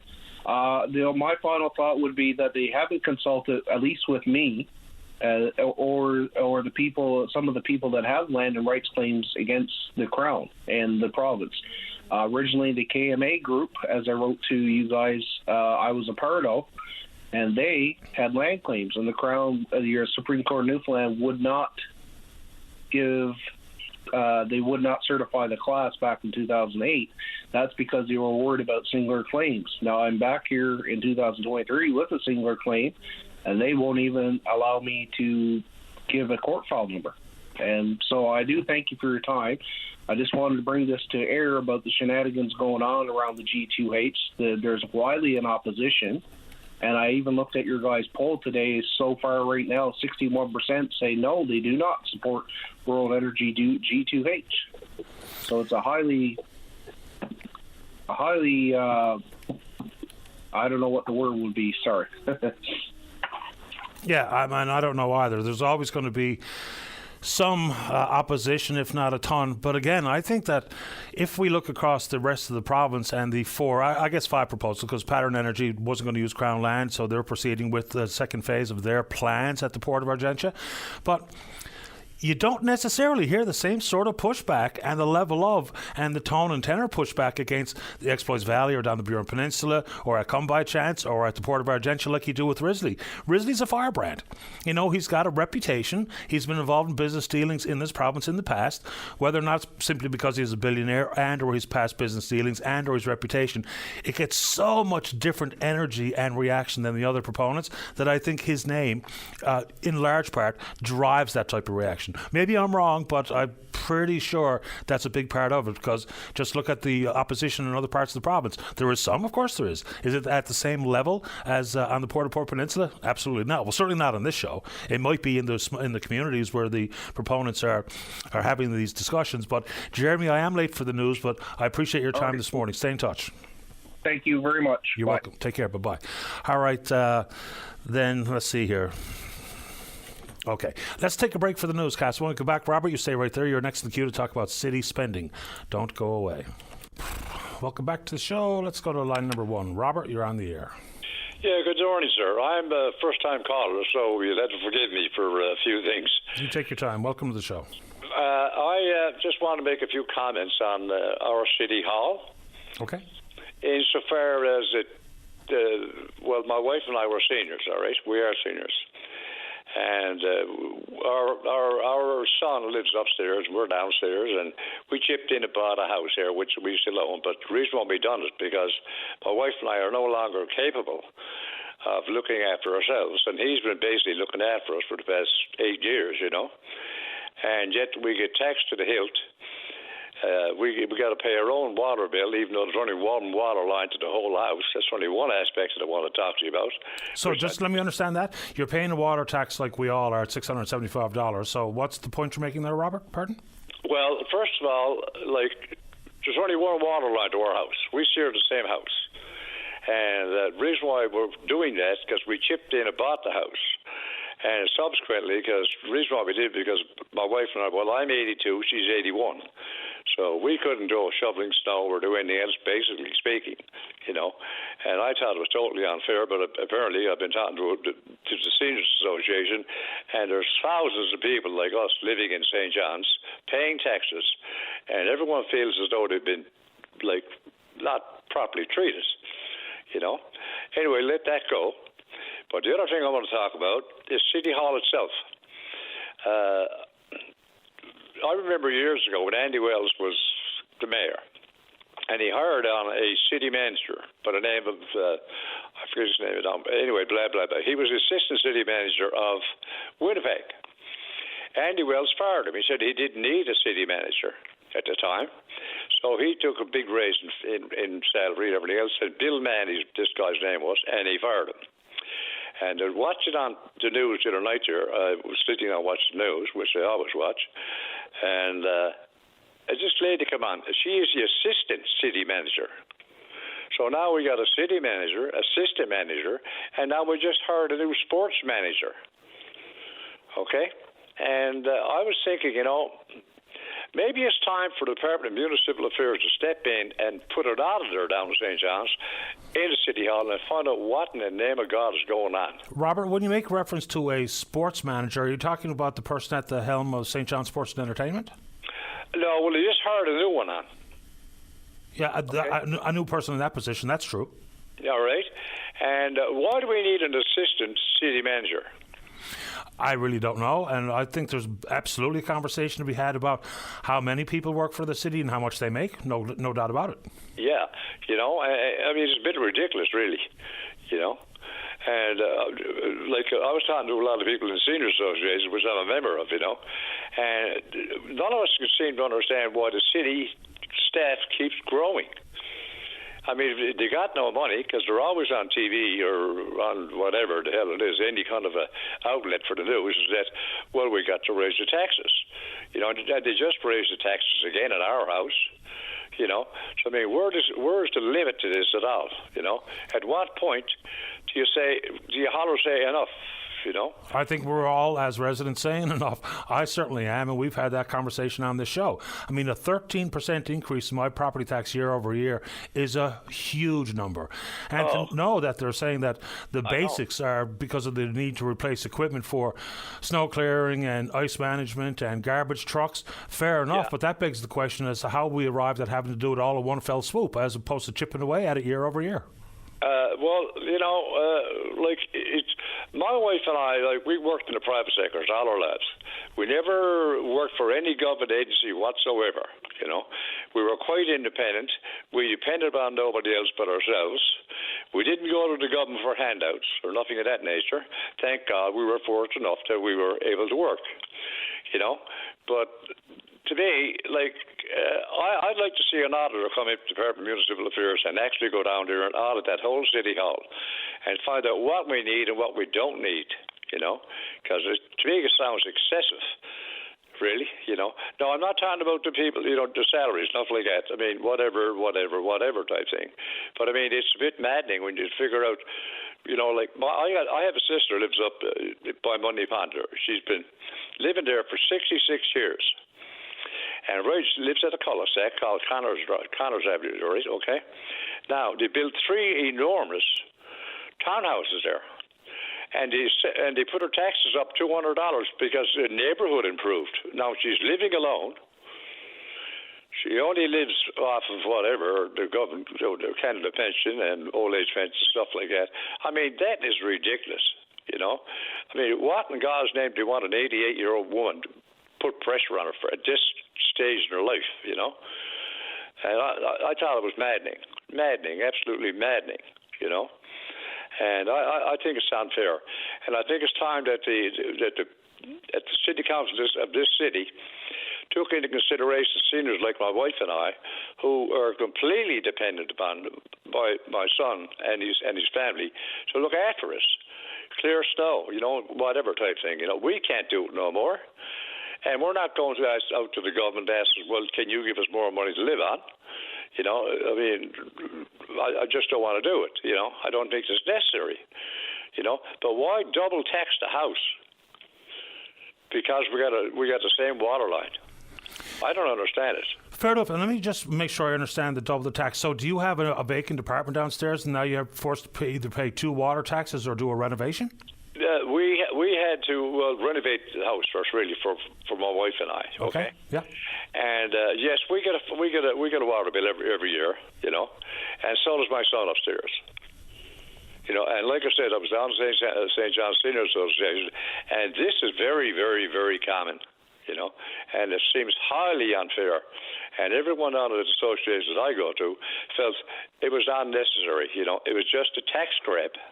You know, and it was topped over by quite extensively. You know, I mean, you had a lot of pissed off like seniors. You know, just making our lives tougher and tougher and tougher, and we're living on a fixed income. Like most of the guys that I meet down at the meetings, you know, or ladies too. But I mean, it's not fair. You know, I'm not asking us, like the people of St. John's, to give the seniors a break, because we don't want a break. We just want to be treated fairly. I mean, this is unreal, you know. And yet we got a new sports guy down there, and now we only have a city manager, and now we got an assistant city manager. I mean, really? Really? Is assistant city manager a newly reinstated position? I asked that because I honestly don't know. I don't know, but she was on TV the other night. She's the new appointed assistant city manager. I'm pretty sure I know who you're talking about. And I don't know her at all, sir. No, what I'm going to do is I'm going to try to figure out that if that position went away, say, for instance, when Andy Wells was mayor, when was it brought back? How long ago? That's the kind of issue that I'm going to try to figure out. Yeah, well, I have no idea, but I mean, how long since Andy Wells was mayor? Oh, good long spell now. Yeah, you know. Now, he felt at that particular time, I mean, you know, he wasn't the most popular mayor in the city because he was too abrasive to a lot of people. And that was a general opinion of everybody. But, I mean, I'm going to knock him. The man is dead and gone, you know. And that's fair to speak about the dead. You know? No, but listen, but with Andy, with all his warts and all his personality issues, he was a pretty firm voice down in that chair. That much I can tell you. So people can disagree with all kinds of things Andy Wells has said over the years, but he was pretty fiscally responsible. I know he was. That was one of the things, that's one of the attributes that he did have, you know. So what is Mayor Breen doing? You know, we can't understand it. And this is discussed at our meetings time and time and time again, you know. And like one of the guys said, look, there's a grey wave coming. And I tell you what, we got a councillor here in Kilbride where I live. He's a ghost. The only way to get a hold of him, really, I've been told, is if you get on your computer. Okay? Now, I'm 82 years old. I'm not a computer person. And neither is my wife likes, she got a little tiny one there, a notebook or something they call it, right? But outside of that, he never makes a comment on the radio. He never appears in public. I don't think he's ever been to a council meeting that we know of, because we've had members go down there and he wasn't there. Which councillor are you talking about? Ridgely, his name is, I think. Oh, Carl Ridgely. Yeah, I've had him on the program a couple of times. Yeah. Well, why doesn't he appear at council meetings? I don't know. I think there's also questions about how many councillors have missed a lot of meetings. Now, some of the reasons that have been offered are okay, fair enough, but others that are fairly silent, and we don't understand why they're not attending meetings as frequently as they should. Yeah. Also a good question. Yeah. We're like the group I'm with, we're at a total loss. You know, everybody I spoke to, you know, I mean, there's like 60 of us in it. They've never heard tell of them. They can't contact them for anything they want, okay, in this district here in the Kilbride area. and the West End, whatever. And it's kind of like, I don't want to hear you. I don't want to hear you. And it's frustrating. It really is frustrating. Now, I can understand there are certain aspects of councillors' lives where they can't make a meeting. I mean, that's understandable. I mean, women get pregnant and they can't do it, stuff like that. That's understandable. People have other jobs that they have to attend to. That's understandable. But at least they should show up in city council and speak for the members they represent. And it's just. Like a couple of guys they played with Brad Guzzo on the curling, right? Now that chap is on all the time, and he's always on about his ward, which everybody admires the man really, because he's very vocal and he's speaking for the people that he looks after, that he was elected by.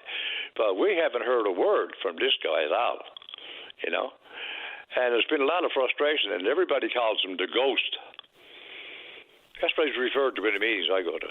The ghost. Robert, as a first-time caller, you did pretty well and you pulled no punches, just how we like it. Now, there's another thing I want to bring up. Okay, quickly, because I do have to get going. Okay. Listen, I spent 42 years on the highway. All right? Long-distance truck driver. I've seen a lot of crosses with roses on them, all over crosses, Ferris, Ontario. And I was at it for 42 years. And you brought up about that accident there where them two young ladies were killed, which to me was awful because, I hate to see it, And now apparently, according to news reports, and I stand to be corrected because I was just listening to the news, he had to be pulled from a burning car and tested. Now, how in God's name was he tested? And now here's another aspect of driving a transport. They took a blood sample. Where, to the right in the car? No, I think you get to the hospital before they draw blood. Okay, so he didn't burn to death? No, he was saved.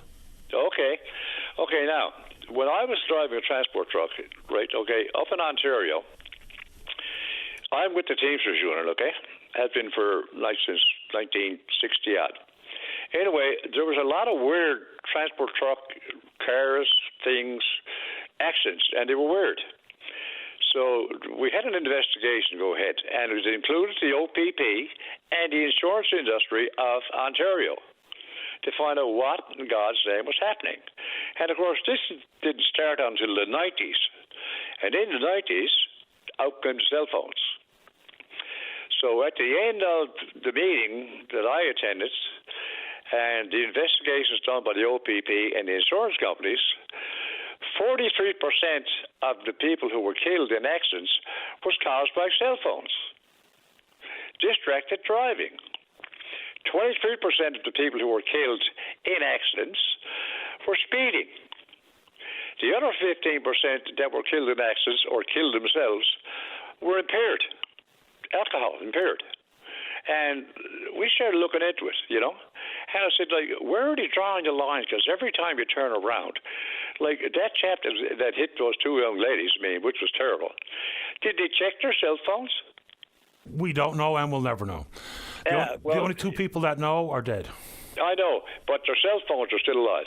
Yeah, I guess we can, do that level of check. But, Robert, I'm way over time for my break. But, when we talk about responsible motoring public, it's all those contributing factors. You're right. Is wearing your seatbelt, the rate of speed, checking your phone, distracted driving, whatever the case may be. Yeah. I appreciate making time. You're always welcome. I take your kindly, sir. Take care. Bye-bye. Bye. All right, final break of the morning. Don't go away. Welcome back to the show. Let's go. Likely final word goes to line number 3. Good morning, Jacqueline Cook. You're on the air. Oh, good morning, Paddy. Thank you for having me on your show. Happy to do it. I'm with Theatre CBS, and we're getting ready for our next production, which is going to take place at the Manuels River Hibernia Interpretation Centre in CBS, March the 20th to the 23rd, featuring the work of local author Tom Dorr. So we're going to be presenting some of his fairy tales, ghost stories, and poetry. It's been a collaborative project where we've brought together dancers, musicians, artists, as well as actors. And we've been delighted to work with the teachers and students of the Queen Elizabeth Regional High School Art Club, where they've created our set pieces, building these giant silhouettes depicting the ocean, shipwrecked cliffs, and an abandoned house in a forest. The unusual way in which we're doing this time, this production, usually our audiences have seen us from one side only, but this time it's going to be theatre in the round. So the audience will be seated in a circle, the actors will be performing inside the circle, so it's going to be a very intimate experience where we really want to create magic and have the audience feel as though they're actually inside the set. So we're really, really excited about this. We've been working with a professional puppeteer who has created puppets for us to use and is working with the actors, and we have a local a music teacher who's created a soundscape, and the actors will be creating some of those sound effects. So it's just a wonderful way of bringing all those skills and talents together. And we still have some tickets. The tickets are limited, but we do have some available. And they're available at buy tickets at Theatre CBS. What I like about Tom Daw is that it's free verse. Right? It's yes. not strict rhyming regimes that you see in things like maybe odes and limericks and sonnets and the like. So that about Tom Daw, I think, is pretty impressive and enjoyable. I will ask, are you doing any performances associated with the Sculpin? No, we're not. Okay. But I'm sure the audience is going to be thrilled at what we have chosen to do. And as we know, he's a prolific writer of children's literature and poetry, and was the Poet Laureate for Newfoundland and Labrador 2010 to 2013. So it's a wonderful way not only to support local theatre, which is important, but also to celebrate a local treasure in Tom Daw. We're so lucky to have him. Yeah, and I can't remember if he was the sole driving force or in unison with others for the magazine that was called Tickle Ace. Yes. Jacqueline, it's always a pleasure to speak with you. This is your second time on, so now that you've cracked that glass ceiling, we're going to have you all the time. Oh, you're too kind. Well, I'm glad. Give the folks the details one more time about where, the when, how to get tickets, and those details, please. Yes. So please mark in your calendars March the 20th to the 23rd. The production is called Duckish, featuring the work of Tom Daw. It's at Manuals River Hibernia Interpretation Centre in CBS. Tickets are limited but are available now at buy tickets at Theatre CBS. And if you want to find out more about our theatre company, who are always looking for actors and volunteers, just visit our website at theatrecbs.com. Break a leg. Thanks for this. Thank you so much, Paddy. You're welcome, Jacqueline. Take care. Bye-bye. Right, Take bye-bye. care. Bye. There we go. 30 seconds to wrap up the show goes to one. Caller, you're on the air. Hi, yeah, I just want to call in and put my concern about the parking lot for St. Clair's. You can do it quickly. We're almost out of time. Yeah, my wife's a nurse practitioner there and got there today about 8:30 or so. The place is full and the snow is clearing is horrendous. You can't find a parking spot there to save your life. So I found something next to her parking spot. And it said it was there. It is monitored by the cop police, and came back just in, and there's a ticket on her car. Only by fluke did someone leave, and I got a spot after. And so got a ticket because it was an active snow clearing area? No, it was but across where the parking lot for the staff is by the Knights of Columbus. Yep. And it was there saying this is Knights of Columbus parking. So I seen that, but I needed to park the car somewhere. It was right next to a parking spot. So I did that and came back again to move the vehicle, and there's a ticket there. But if it was cleared properly, there would be a lot more spaces available. Yeah, that's where parking lot clearance becomes tough, right? Because at a hospital, a 24/7 operation, you're never going to get a bare parking lot, like, say, for instance, you might get at a retail store where they're not open, and so consequently there's no cars. But fair point. If the snow clearing was done properly, I'd have a spot and consequently no ticket. Yeah, and it's for staff. There's a staff parking spot, not for patients going in. So frustrating. How much the ticket? Let me see. Park without permit.